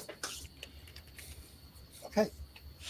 Now we're going to roll for your character's calling. Why they be the superhero. Give me a percentile. 67. Your calling is also outsider. Okay. All right. Now we're going to roll for your character's starting renown, how well known they are. Because you start at 0, give me a percentile. Yep. 94. You get a plus 10. So in your renown, you put 10. Okay. Now we're going to adjust your ranks. You get 1 roll on this table to see how many rank adjustments you have. Give me a percent. I get one on. I haven't put a bit boosted an ability yet due to being an. You still have that one, but now we're going to see how many other ranks you can raise. 89. 89. You can raise 1 ability or power by plus 3 ranks. Jesus. Ooh. Okay. So now you got to make some decisions. What attribute are you raising by plus 1 rank from the primary abilities? Because you had that free as your background. Okay. I was thinking initially of putting it into fighting, but this combat paralysis thing down here gives me an idea that his attitude is not naturally towards combat. So I'm not going to do that. Would you like to know what combat paralysis is exactly? Yes, please, yes. All right. Let me go to the perks and hitches. Go to hitches. Combat paralysis. Your character tends to freeze in battle, overwhelmed by the chaos and danger. The paralysis can leave them vulnerable at critical moments. Make an average psyche feat each turn in combat. If you fail, you can take no actions, not even movement or a reaction. Ooh. So if you don't want that to happen a lot, you want to look at that psyche and think about getting that a bit better for yourself. Yeah. I think Nerds Nerd hit it on the head. What? Dude just made a panicky deaf alien whose only real power is being stanky as fuck and not needing a sweater. Yeah. I'm sorry, jumper. Okay. So, okay, the psyche. Let's do the psyche. I'll take your word for it there. So it goes to excellent 20. Okay. Now you've got one of these abilities, a power, your resources, or any of your primary abilities, you can raise by +3 column shifts. What's it going to be? I'm going to boost my pheromones. By 3. Mm. So amazing, mighty, uncanny 100. Okay. UN 100. So you just made the purple man. Yeah. Who's the purple man? Well, read a comic. Okay. Do you want to know what the other hitches do? Go on. Attitude. Your character has a bad attitude that affects everything they say and do. This negative demeanor colors others' perceptions, making it difficult for your character to be seen in a positive light. I've got likable. Hang on. To act nice, you must make an average psyche feat. If you fail, you suffer a -1 column shift to all dynamic feats with those people. Problem is you have likable, which gives you a +1. People naturally find you likable, enhancing your social interactions and making it easier to form alliances. You get +1 on dynamic feats for being charming. You would normally say, well, this cancels each other out. No, because in general, unless you're being charming, you just have a bad attitude. But when you turn on the charm, you offset the penalty of the bad attitude. Okay. And impaired hearing, you are a gun-toting, crazy, drunk person from somewhere in Middle Hey, America. now. Oh, sorry. I was reading something else. I apologize. That was fun. We do not have impaired hearing written up. Look at that. So what that does is it just basically gives you a -1 column shift on intuition feats relating to sound. Okay. Good reputation. Oh, dear God. All right. Good reputation. Good reputation. Good reflexes. Good reputation. You are known for your good deeds and positive actions, enhancing your social standing and ability to persuade others. +1 rank shift when making renown and +1 column shift on dynamic feats for good reputation. I smell good. I don't smell bad. And that's it. That's everything. The rest of the character we'd have to fill out and take time on all that stuff, and we don't need to do that right now. But there's your basic random character. Now, just one last thing I'm going to read to you is your origins description, so you have a better understanding of what it means to be an outsider, and then I'll tell you what your calling means as well. Okay. Outsider. This character is a being from another world or dimension or even a hidden society on Earth. Such characters could be Martian, elemental, angel, or devil, for instance, but not human. If you are human from another dimension or world, do not take this origin. So you have to decide that about him. And then we look at his callings. We have outsider as well, which I think is, you proving that sometimes random chaos works for agents of chaos. Your hero is hated or feared for some quality, possibly a mutant power or past allegiance. He or she may want to be left alone or will only ally with those who are free of the bias. And then there's a bunch of karma triggers you get. If you get +5 karma when you lie to an ally, you get +5 karma when you recognized or treated differently for being a subclass. You get +5 karma when you attempt to hide who you are and it fails. You get +10 karma when your lies give you an advantage when dealing with an opponent. You get +10 karma when you choose to grudgingly go along with a plan you find too dangerous and make it known. And you get +15 karma when you reconcile with an ally and move forward to a new stage in your relationship with them, or decide things might be too dangerous and break things off. And that's it. There's your character. Now you got to make that guy make sense. Good luck. Okay. So if I go down the angel who has come down to Earth line, I smell extremely nice. This strange alien odor that humans find enticing emanates from me. But there are issues because I'm from another culture. And while I do my utmost to be charming, and I can be extremely charming in Iman wants back in, by the way. Oh, I'm not even. I'm looking at my character sheet, so I haven't even got that window up at the moment. I wasn't even aware he dropped. Sorry, I was looking at a different screen. You fucking will be. So this radiant odor that so entices humans and so enhances a charming handsomeness. Underlying that, there is another worldliness that some find a little disconcerting, and also he doesn't fully understand human customs, human ways. So he does have a habit of overdoing the charm and causing issues. He has developed contacts. A research scientist wishes. Yeah, that's why I don't think the mystical. I don't think the angel's the way to go on this one. You You don't. look at your context. You've got a political contact, a research scientist, and a medical scientist, doctor. Well, the research scientist and the medical professional. They are both. They want to. They've come to me because they want to understand the science behind. Stop showing the character sheet. Let's talk.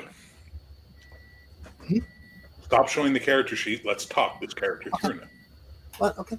Well, no. Why do we keep the character sheet open? I mean, Because our heads are tiny and I can't see your face. okay. Okay. I need to bring this window back. Just bear with me. There we go. That's the window back. There you go.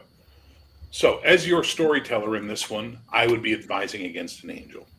And the reason I'd be advising against an angel is that there are already angelic characters in the universe, and you don't seem like any of them. Are all angels the same? Yes. Why? Choirs, principalities, it's all written out in this book, this fabulous book called the Bible. They hid all that information in there about what angels are like. I'm from another place. Then you're not an angel. You're something else. Something angel-like. See, this is where you're now no longer giving into the chaos. You're getting sticky because you've picked an idea and you're marrying to it. Yeah. So do you see how you're thwarting your own thing about chaos and randomness? Yeah. The chaos and Yeah, random. you're making a decision. You're choosing a build now. I'm an angel. Yeah, there you go. Sarah hits it best. Why not be a djinn? A genie. Possibly. Yeah. Maybe. That's an idea. That's an idea. But I say the chaos and randomness came in the actual creation of the character, the beginnings of the character. I like building upon what the dice give. Right. Enjoy that sort of thing. Sure. And I think the idea of having the research scientist, the medical professional, looking into the effects of the odors that my body produces, and maybe the politician, maybe he is a contact, but maybe he's not a trustworthy one. He's looking at abusing this and making money out of it. No, I'll admit I'm thinking about abusing you right now. So yeah, I get that. It would work. Yeah, of course it would work. It's fine. But you are going to run into, when you do it this way, you're going to have to say, well, here's the campaign universe, and sometimes the ideas you have might not work, right? And that's all I'm saying. But yeah, there you go. You made a random character. You feel good now? Yeah, I quite enjoyed that. Well, there you go. I wasn't going to include random character creation. I'm Really? glad I you got did. sucked into it. I'm glad you did. I'm glad you're glad. Makes Stranger someone. in a strange land. Indeed, I would be a stranger in a strange land. Exactly. Heinlein might not agree. But yes, a genie would work as well. A genie would work as well. And would you be happy to play this character? Why not? How would he not be happy to play this character? The character's a chaos monster. We'd have to talk about how what effect my pheromone ability would have on people. That's the thing. Well, let's go look at the powers then, if that's important to you. I mean, I'm going to say now, one of my favorite Marvel character when I was a teenager and actually reading a few Marvel things. To be honest, I collected Secret Wars. Sorry, Bear, that's all I had. But my favorite character in that series was Rogue. I liked the fact that she had this ability she couldn't properly control. Pheromones. Pheromones serve as a specialized variant of emotion control tailored to influence the pleasure centers of the opposite sex. When activated, individuals of the opposite sex, based on the hero's gender, must make a psyche feat against the power rank of this ability as intensity. Failure results in them being considered friendly towards the character. However, artificial beings, robots, aliens, and those impervious to olfactory stimuli or immune to the effects of pheromones remain unaffected. It's important to note that even individuals deemed hostile may still experience attraction to the character, but this sentiment won't deter them from pursuing nefarious intentions unless the hero avows their love and agrees to join in their villainous activities. That would be fun. That would be fun. That fits well with that charming, outwardly charming exterior, but also the awkwardness. Maybe women find me extremely charming, but men do not. Or maybe it's, since that's an 80s quote, maybe we'll just say people who would be attracted to you. Yeah. Sax, take over, because I'm not running this goddamn guy through a game. I'll put him in the ground, that's for sure. Yeah. No, but again, I look at this and I go, right, this is that character. So let's work within the frame of the Zenith universe. You have one of the questions that needs to be asked is, are you a registered hero? Yes, no. And if you turn around and say, yes, you are registered, to my understanding, you would have had to disclose to Asgard, who is the guys who are overseeing the activities of heroes, whether or not what powers you have. I would say, yes, my pheromone thing would be known. Okay, cool. At that point, you have I would need to tell you, the player, that means that you are on the register. It means that Asgard, who oversee, they capture the villains, once you've beaten them up, or they ideally want to catch them themselves and they put them away, but they know what you can do. That means when there are events where someone has been charmed or done something, you are on the list of immediate suspects. Fine. Right. Cool. I can live with that. Yeah, you think you can, but he throws things in there. Oh just yeah. to fuck with you. Oh my god. Yeah. Oh, the government knows you. Oh. I mean, so let me turn over to you, Iman. Have you enjoyed your interactions with Asgard? Yes and no. Yes, because it's great for the world building and oh shit, but no, because it's so stressful every time. For those who don't know, Asgard stands for American Special Government Action Response Department. They're like the shield of the Zenith universe. Yeah. So yeah, And it's fun for the story and the world building, but me going through it, I'm like, no, it's so stressful. So yeah. You think being registered, great. Yeah, do the right thing. Yeah, do the right thing. That's what you think. But then not being registered, he'll have something up his sleeve for that too. Well, you should be under pressure if you're not registered. I would be registered. Being registered fits with the idea that I have contacts in the medical and research I mean, you can still have the contacts, but you can choose to say, okay, I have not registered me as a superhero and my superpowers with the government, and you are now a secret superhero. You can turn around and say that's fine. The problem I is, don't think hiding my identity would be particularly easy. So no. But again, this is then where you've got your resources. You can just say, well, I've got X amount of resources. I've got a place where I can hide. I can do this and that. That's fine. This can all be set up. Some of it can work.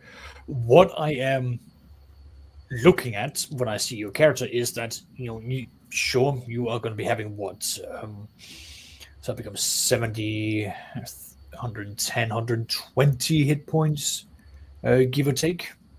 Mhm. You're not exactly the tankiest of characters. Your ability is to go in and basically diffuse situations for people of your opposite sex. So in this case, we're going to assume most women, meaning most men will probably going to be like, well, we're still going to fight you, and we're going to hit you hard. Your only resistances are towards ice and cold, meaning that those are the main ones you can resist, and even then it's only 20 points of damage that you can resist for before you start taking damage thereafter. Your character very much is a face character with your pheromones, and even then it's only half of the world that you can interact with, and the rest of that is then you relying heavily upon your reputations of having a good reputation and having a likable perk. So that's the sort of character I'm seeing here. You would very much be this would be the character I would. I'm just gonna say it is a very one-dimensional character. You are going to be doing one aspect of it, and that you're going to have to really fight your quirk of having an attitude, because you need to be charming when you engage with certain characters, and when you engage with someone like Asgard. I mean, I've had games where sessions where Iman and the crew from My Hero game, they have met with criminal organizations. They've had to do sit downs because there are other problems that are happening, and both sides of the aisle basically went, we like the status quo. As the status quo. Yeah, we break the law, you catch us, that can work. It's a well-oiled machine, we like that. So let's go back to that. That's where your character would definitely be. And it's like let me finish this. He would stand out, but at the very same time, the moment you are going to be switching those pheromones on, and I'm going to use the case of the syndicate, they are not going to tolerate it. You using your powers in their presence is not going to be something that they will tolerate. And that will be seen as a sign of aggression. So that will then be to your disadvantage. Yep. I would... Point of parliamentary procedure. Unless he takes the limitation detectable, they don't know those pheromones have been used. You may continue. Okay. That's fine. And we are then back to, which gender and what have you. Fine. Fair point. Hang on. What I would recommend is you take the limitation detectable, i.e. there's a scent to your pheromones that is noticeable by people, but you gain the advantage or boost affects all. So it's not limited to one gender. It's limited to everyone is affected by this, unless they're specifically immune to it. There we go. That's Then he becomes a nightmare scenario, and the syndicate wants him because they can use him to their advantage. And so and capture then him, harvest him. Not one-dimensional anymore. No, but here's the thing. I would still tell you don't play this character. Because the moment that there's going to be combat, you are sitting out. I don't see that there's much that you can do aside from, again, unless you're going to take this whole, have it expanded out for the pheromones. You're running in and you're affecting everyone. I will be indiscriminate about it. Wouldn't he be useful at diffusing combat before it even happens? Go on, Bear. So with that remarkable resources, the first thing I'd be saying to my judge is, hey, I want to make a resources feat to get a stun rifle, an advanced piece of technology from one of my contacts who's a research scientist who's developed a stun rifle that is a piece of equipment I can carry around that does stunning damage. And I'd be like, all right, well, that would be a incredible resources feat. So you're going to have to make resources feat versus incredible. You're going to need a red result, and your resources are going to drop to good 10 for a month. Now he's got a weapon. And he has, what was your agility? Incredible? Yeah, good. Yeah, incredible. Yeah. And now he's useful in combat. And I would say because of his pheromones, and he'd be aware of these odors, that intuition would be sort of a heightened smell sense. That'd be a limitation, but yeah, I'd throw that on there. Limitation. Is somebody trying to out-pheromone me? Well, there is already the limitation in that he's got impaired hearing. It's sort of like No. Or do I have to have an extra limitation? You'd have to take an extra limitation. Extra limitation. Fair enough. Or hitch in this case, which would be a hitch would be a perk. Because what you want is an enhanced sense. You want heightened senses olfactory. I'm saying it would balance out the impaired hearing to justify that high intuition. Yeah, Paydar, fuck that. He didn't roll the power. He doesn't get the free equipment. I wouldn't say I want the power. I'm just having that as a bit of for the stunning attack for the gun. That's what we're talking stunning attack. But I'm saying but here's the problem. So if you're just using it as flavor text, that's great. But I'm going to fuck with the judge, and it's not going to be reliable, and it's not going to work. But I would use it as flavor text because it's represented as a power in the game. I would use it as flavor text, though, just to justify the fact he's got a high intuition, therefore his senses all round are generally quite good, even though his hearing is poor. Can't hear for shit. No. Yeah. Wait. He farted. I can smell it.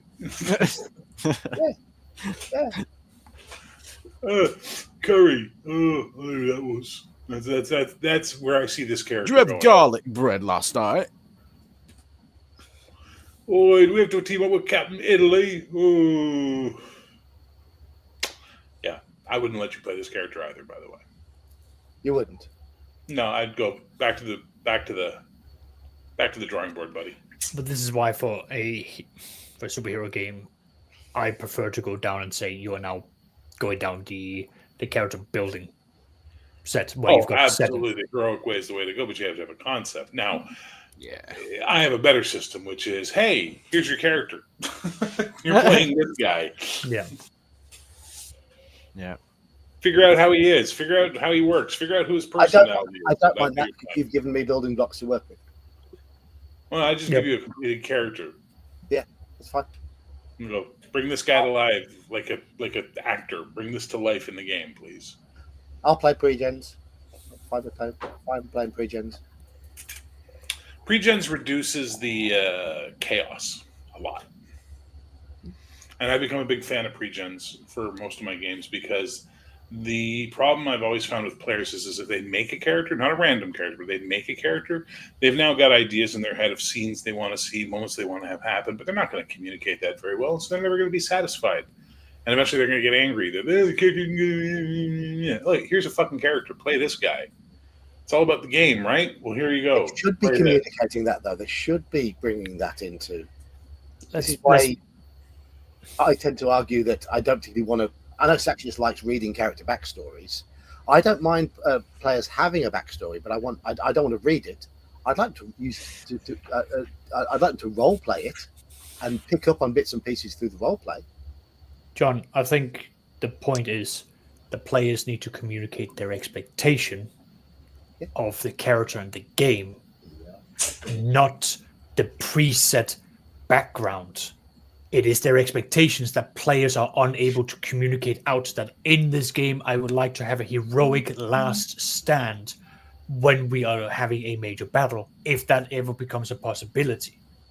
If a player can say that, fantastic. let me throw them into Red Hand of Doom. I don't know how many times they can do Heroic Last Stands in that game. If they turn around and say, I would like to uncover something unknown and do exploration, and that rings with the entire crew, you can now sit down and go, right, we're now changing the campaign to be centered around that. But that requires the players to have the internal foresight of what they want. See, I don't tend to go into games with those preconceived expectations.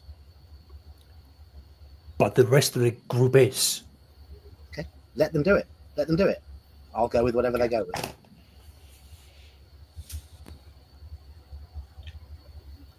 That's it.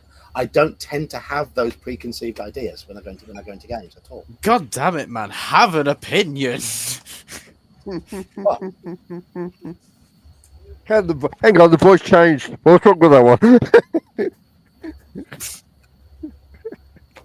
The hell did he just say? I have no idea. Wow.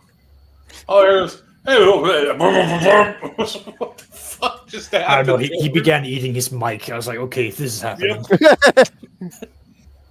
But no, I get that some players do go into games with preconceived ideas of what they want their characters to become.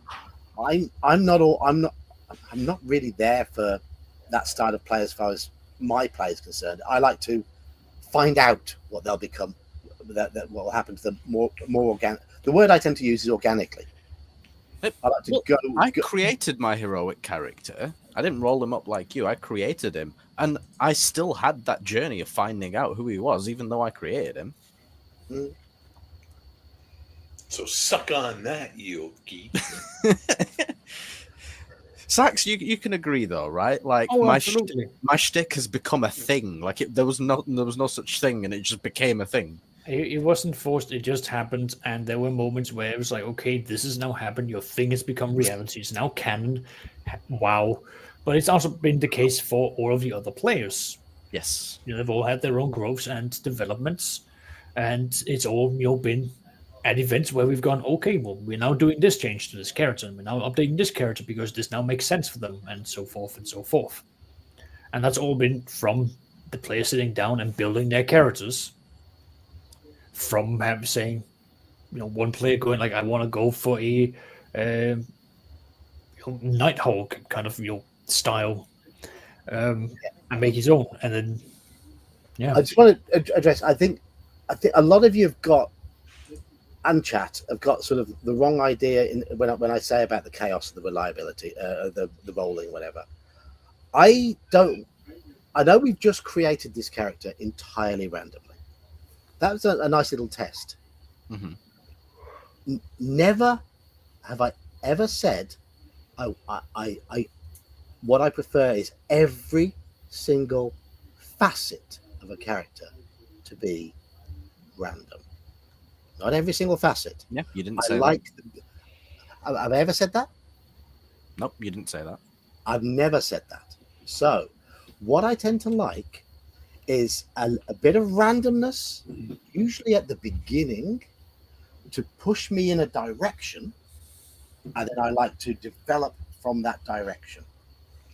I like a little framework to build upon. I've used the B word, but I don't go into a game thinking this is the character I want. I'm like, okay, I'm like, okay, what's the world? What have I rolled as the starting point? Okay, how can I make that work with the world? That's my general point. And I like to have that challenge of creating something that will work with a DM's world. And I'm an absolute stickler for making things that will work with a DM's world. I like that. I like a DM to make a detailed world that I can feel a part of. That's one thing I like so much about Bear's game is I like the detail that's put into the world. I like those building blocks that I had to start with. Okay, the character I've created was an asshole. But nobody can deny that I haven't created a character that fits in with the game world. Oh, no, he fits in. Yeah, exactly. and that's it. I love having a bit of random for the inspiration, and then growing it from there, and letting things develop. And I'll use the O word again, organic. I like characters to then develop with the game world and with the game events organically. I hate pre-planned characters. One of the reasons why I hate the whole idea of third edition 3.5 D&D is a whole theory crafting of when I get to level 2 I'm going to take this, when I get to level 3 I'm going to take this, when I get to level 5 I'm going to have that, when I get to level 7 I'm going to choose this, and so on, and choosing every little step along the way. I like to react to what the character has experienced, who they've encountered, the events, the what has happened to colleagues, other NPCs, and then having something with that something with those events help develop a character. Now, with going back to Devere, at the moment he's desperately trying to dig his heels in. He doesn't want to see what he's seeing. It goes against what he's always believed, and he's finding it difficult. And that's okay, because everyone's finding him difficult, so it's all balancing out. But that's the point. He's digging his heels in because that is not it. No, I must have that order that my life came with, and it's so hard. That's the point. That's the whole point.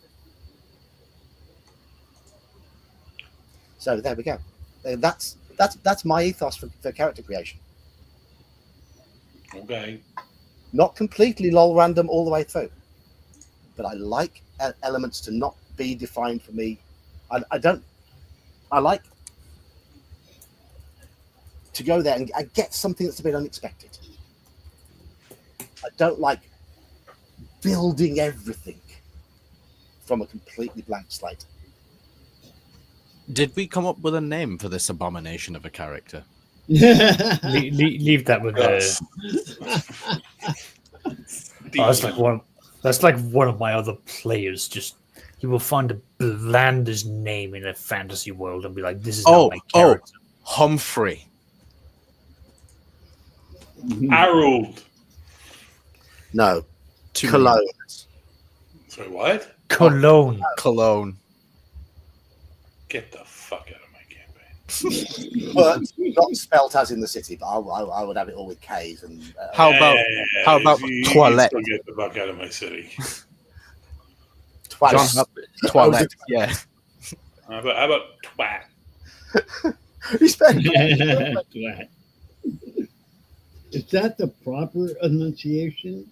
Oh, here we go. According to this fucking Ponce it is, but man, it's amazing how you get twat, but you got water. So I guess we've been saying it wrong all these years, Daniel. We're supposed to say water. Like we're in Boston or something. Get a glass of water. Cats. Yes, not you reckon, you are correct. People do have different tastes, different preferences. Mine is very. I've stated mine very, very clearly just now. That is my preference. I like to have something unexpected in there that I can build on. The goose, you say? I would never have gotten that impression from you in all the conversations we've had. But the choices you can have in heroic, you can basically have anything, and you would rather just roll for it. If you were to give most artists, okay, I'm not an artist anyway, but most artists produce their best work when they impose limitations upon themselves. Artists work with specific color palettes. They don't give themselves every color in the entire universe to work with. They'll often. But are you implying you're an artist in your role playing? I'm not an artist. I'm not implying that. Okay, well then this argument holds no water. Get out. But No water. I get where they're coming from. Having something there that guides you produces, in my opinion, better results than having a completely blank slate. I disagree, but we know that.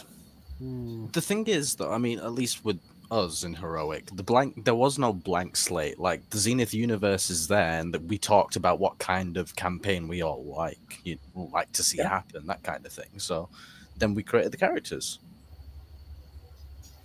Mm-hmm. So like, I don't know. Yeah, do you get what I'm saying? Yeah, but I would want some limitation placed upon my choices. And yes, if the world places those limitations, and the dice go some way towards placing those limitations, that's fine with me. I like that bit of guidance. If it comes from a few dice rolls, if it comes from a world being a certain way, that is fine.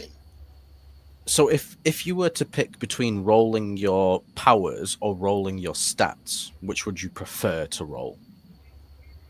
The stats. Yeah, and then you get to pick the powers. But then I would pick them to fit the stats in a thematic way. But there's no need to. But that's the way I'd want to work it. Okay. That's the way I like to work it.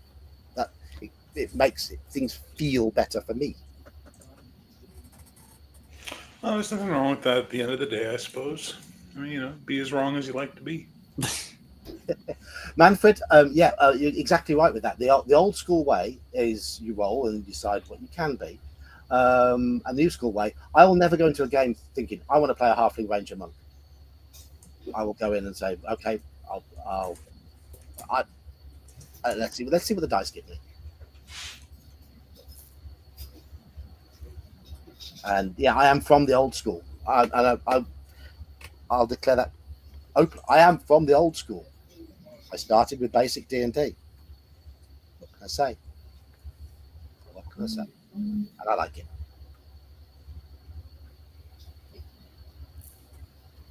I think one of the worst things AD&D did was in Unearthed Arcana, that method 5, I think it was, where it turned things around for human characters and let you play any class, as it took all those special classes. What Nerds said. Made them bland. Because it made them normal. Yogg is a basic bitch confirmed. Yeah, it's different between. Yeah.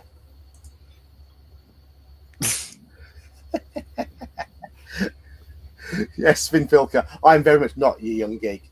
I am older than I look. No problem.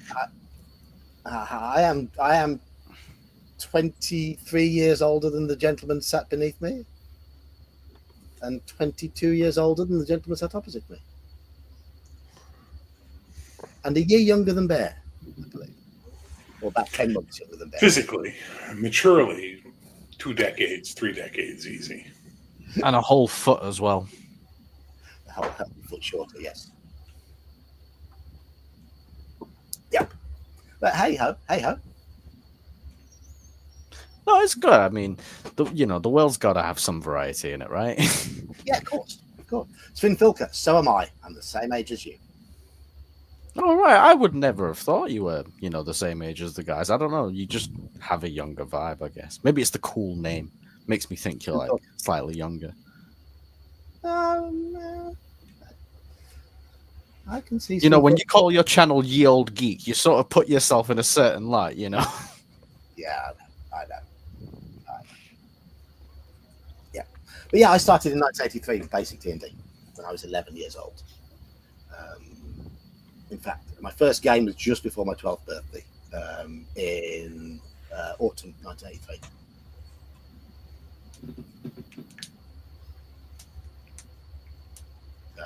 There we go.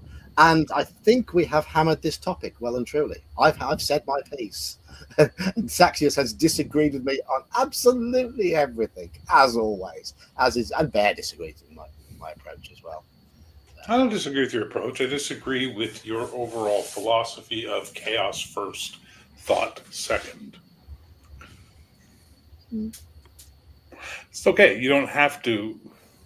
We don't have to agree, and you don't have to worry about what I think unless I'm your GM, and then you're going to really have to worry about what I think a lot more. I think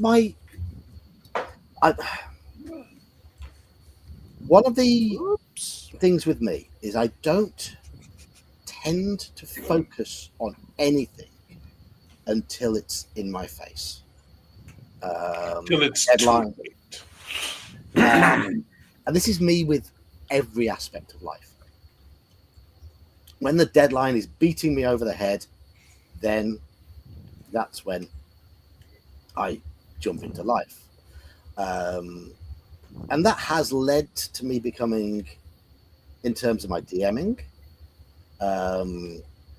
I prepare in bursts, quite often just before the session itself. And I end up doing a lot of improvising. It's sort of forced on me, but I like to think I've become quite good at improvising. Obviously, I'm not very good at planning. I'm not very good at organizing. Those are weaknesses. But in terms of the improvisation, I do all right. With characters, I have a similar approach. I struggle to really get into the vibe of a game until it's upon me, and quite often until I'm actually experiencing it. Hence, I like to.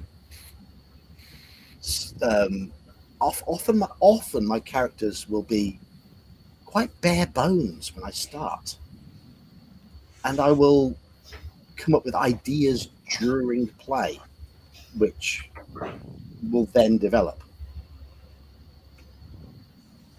With Bear's game, I started reading through the stuff he gave me, and I was immediately drawn to the one particular place, Calabria. Calabria. Yes, and I thought, so I rolled my character.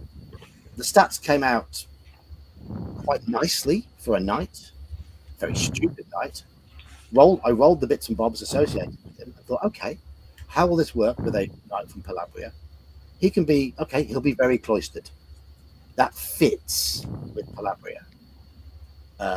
Quite insular. So I stopped reading there. And I didn't read the details of the other nations. Intentionally. Because I don't want to know them if I'm role-playing a character who equally does not know them. Feel better now? Yeah. You've justified all of your chaos? Yeah. Okay. But that's how my brain works. And we're all different. And that's what makes life interesting. Mm-hmm. And characters aren't guaranteed to make port to Queensport and Calabria either on the 22nd. And that's what makes the game interesting. Yeah. As I've said, I fully expect my character to meet a very grisly end. And I look forward to it. And I Could be embrace just watery. water. That's fine. That's fine. That's absolutely fine. I'm actually very easygoing when it comes to being in a game. I like to ride with it, ride with how the game's going. Oh, I know. I still like to randomly threaten you, though. It's fun. Yeah, that's the thing. It's fun. And I like to take small details that the DMs give me and go with them. And really go with them. And often push them. I sometimes push them a bit too far. But that's just me. I've always pushed things a bit too far. As Saxius knows and Bear knows. But yeah. So if you're a DM who hands out little details and nuggets, I'm the sort of player who will pick up on them and will go with them and will expand them and will manipulate them and come up with ideas. Yes, Saxius. No, I'm taking it back. I don't want to talk about it. No, speak. Was it- Have an Was opinion. it goblins? Was it goblins? I'm not discussing this. Speak, going- priest. No, Was it goblins? Thank you, Adam, by Saxius. Have an opinion. I have had enough opinions in this one. I think I'll just shut up. What was it about? I'll have your opinion instead. No. He was going to mention goblins, and he realised it was a bad idea. Gremlins, then. But in that goblins game, a lot of those things that actually took the dictated the direction of the way a lot of things went were those random traits that we rolled. The licking of things, the fashioning of appendages into a necklace, all that sort of stuff. They defined the most memorable moments because we rolled a random thing and just went, hey, we're going to have some fun with this. Yes. Yeah. You very much did. Not your Echo. Whose game is it? It's everyone's game. No, Absolutely it's not. everyone's. It's my game. Get out. Everyone's game. I echo that. Sven Filker, the oldest is Andy. Yes, Andy, you are the old man. I don't know. He can't be that much. Bear might be pulling that title. No, No, no, I'm only 54, baby. Oh, okay. Yeah. 9 years old. Right. Parents actually look like two GMs souls have been crushed by me. No, we've had fun. But We've had fun. there's just not really much more I can really add in because, yeah. So anyway, I think we're done on the topic, personally. On the bright side, I've started saving up for the Can I roll up a Very heroic fun character? thing. Saxius can run us through a one shot and just kill us both because they're both. Yeah, man, you just talked right over Daniel like a rude boy. Sorry. That's all right. I forgive him. I expect that from him. Oh, why is that? But Does he knows on the you? bright side, I've started setting up for the Clericon thingy. Oh, nice. Oh. Now I just got to see if I can get a passport. Oh, is that the hard part? Yeah, we'll see. Today at the pub, they asked me, something came up about DUIs. And I'm like, well, I'm even on DUIs and weddings. And the guy goes, how many DUIs have you had?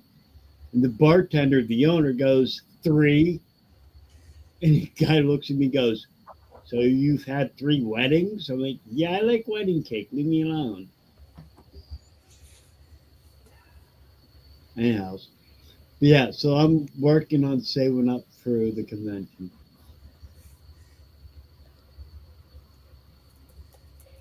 So, Bear, did you? Yeah, what? I take it you didn't see any of my ideas for heroic characters that I was trolling Saxius with. I saw. Oh, you did. I particularly like Yogzilla, who is a totally normal person who dressed as a dinosaur. That's his special power, his dinosaur outfit. It doesn't do anything. He just looks like a dinosaur. All his skills are typical across the board. Welcome to cosplay. Stats. I think Yogzilla would be a good name. that look doesn't. Hey, Grim. You missed everything, Grim. Oh, it's been. No, but I think they're all absolutely frustrated by my move. No, I'm kind of in the middle on this. Like, I'm normally what position you would normally take. I'm taking that position. These two are fully against you because you have a few I'm valid not points. for him or against him. I'm accosted by him in one game. Oh, And you wouldn't be without it, would you, Bear?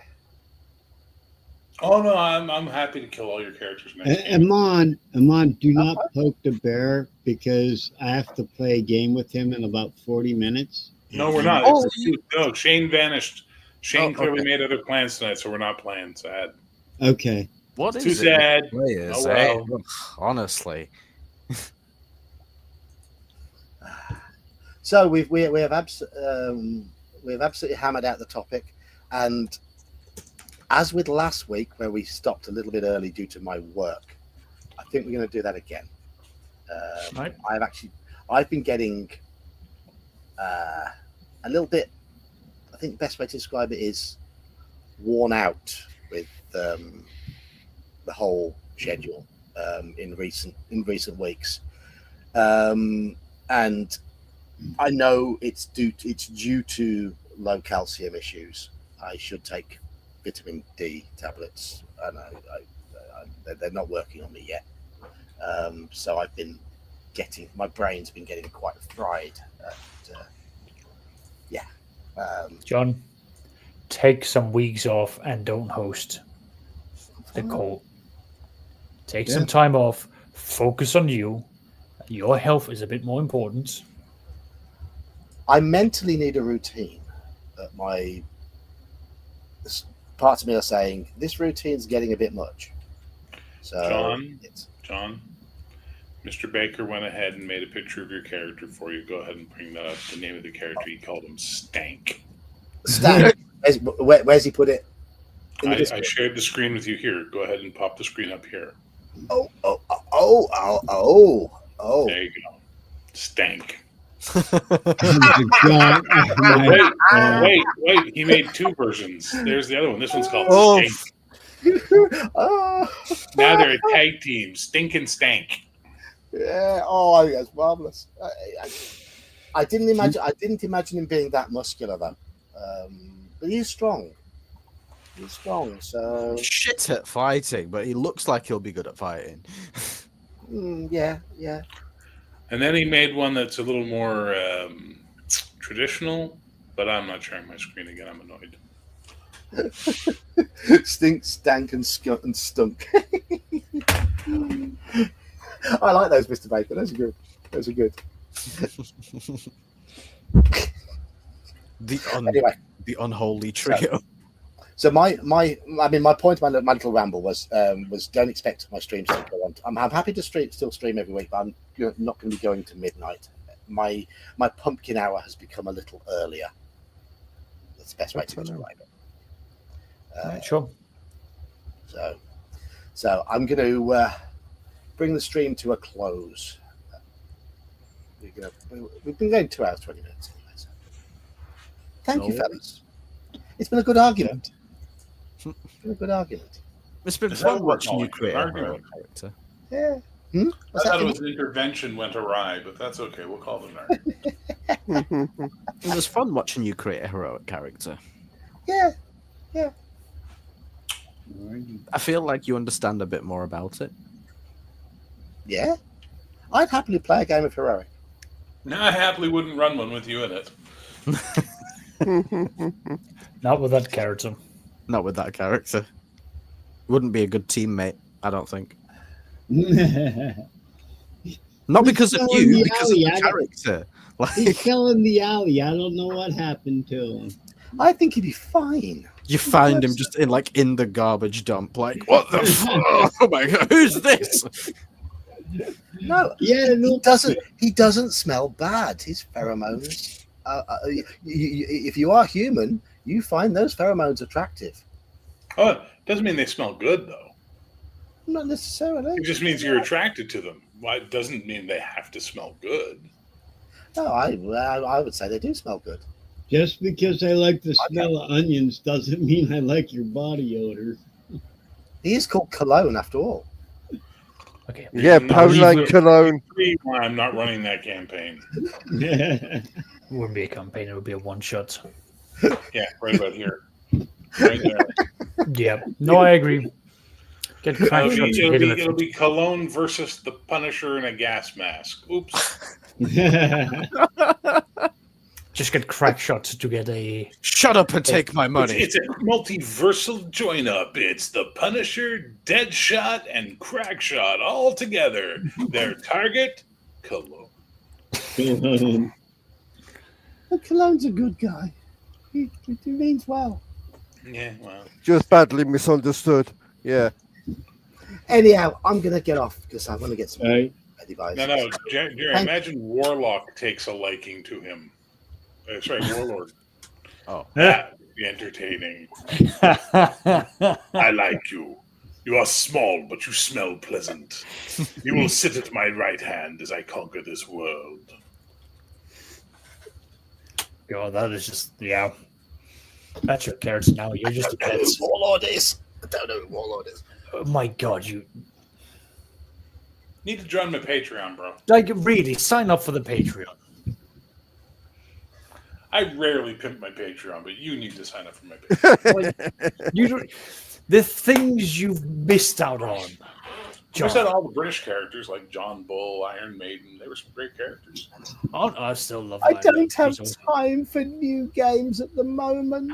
You don't have to be in the game. You just read the information that comes out. I post adventures. I post characters. I post lore. I post mechanics. You get an updated. Well, you get it because you're a backer, but you get the updated rules every month. I'm a backer, and I want my book. Yeah, well, I want my book too. Eat a bag of dicks. It'll be ready when it's ready. Yes. Right. Cheers, fellas. I'm going to get off because I've got Night. bed to go to. Yeah. So Thanks, John. thank you, chaps, for the argument tonight. Thank you, chat, for engaging. I hope it's been a bit of fun this stream. The simple fact is, we're all different. We like different gaming styles. We have very different gaming preferences. I have actually enjoyed a hell of a lot playing in games run by Saxius and games run by Bear. I listened to Iman run a game, and he did a damn good job. Iman, Joker, and Daniel turn up to play in my games regularly. So, and Iman, you play regularly in Saxius' game as well. And we both play in Bear's game, and Yes. fun can be had in many forms with this brilliant hobby of ours. Yes, they can, Bear. Yes, it can. And we all love it, don't we? We all love it. Aye. We all love it. That's why we're here. And on that, good night, everybody. Cheers all. Night.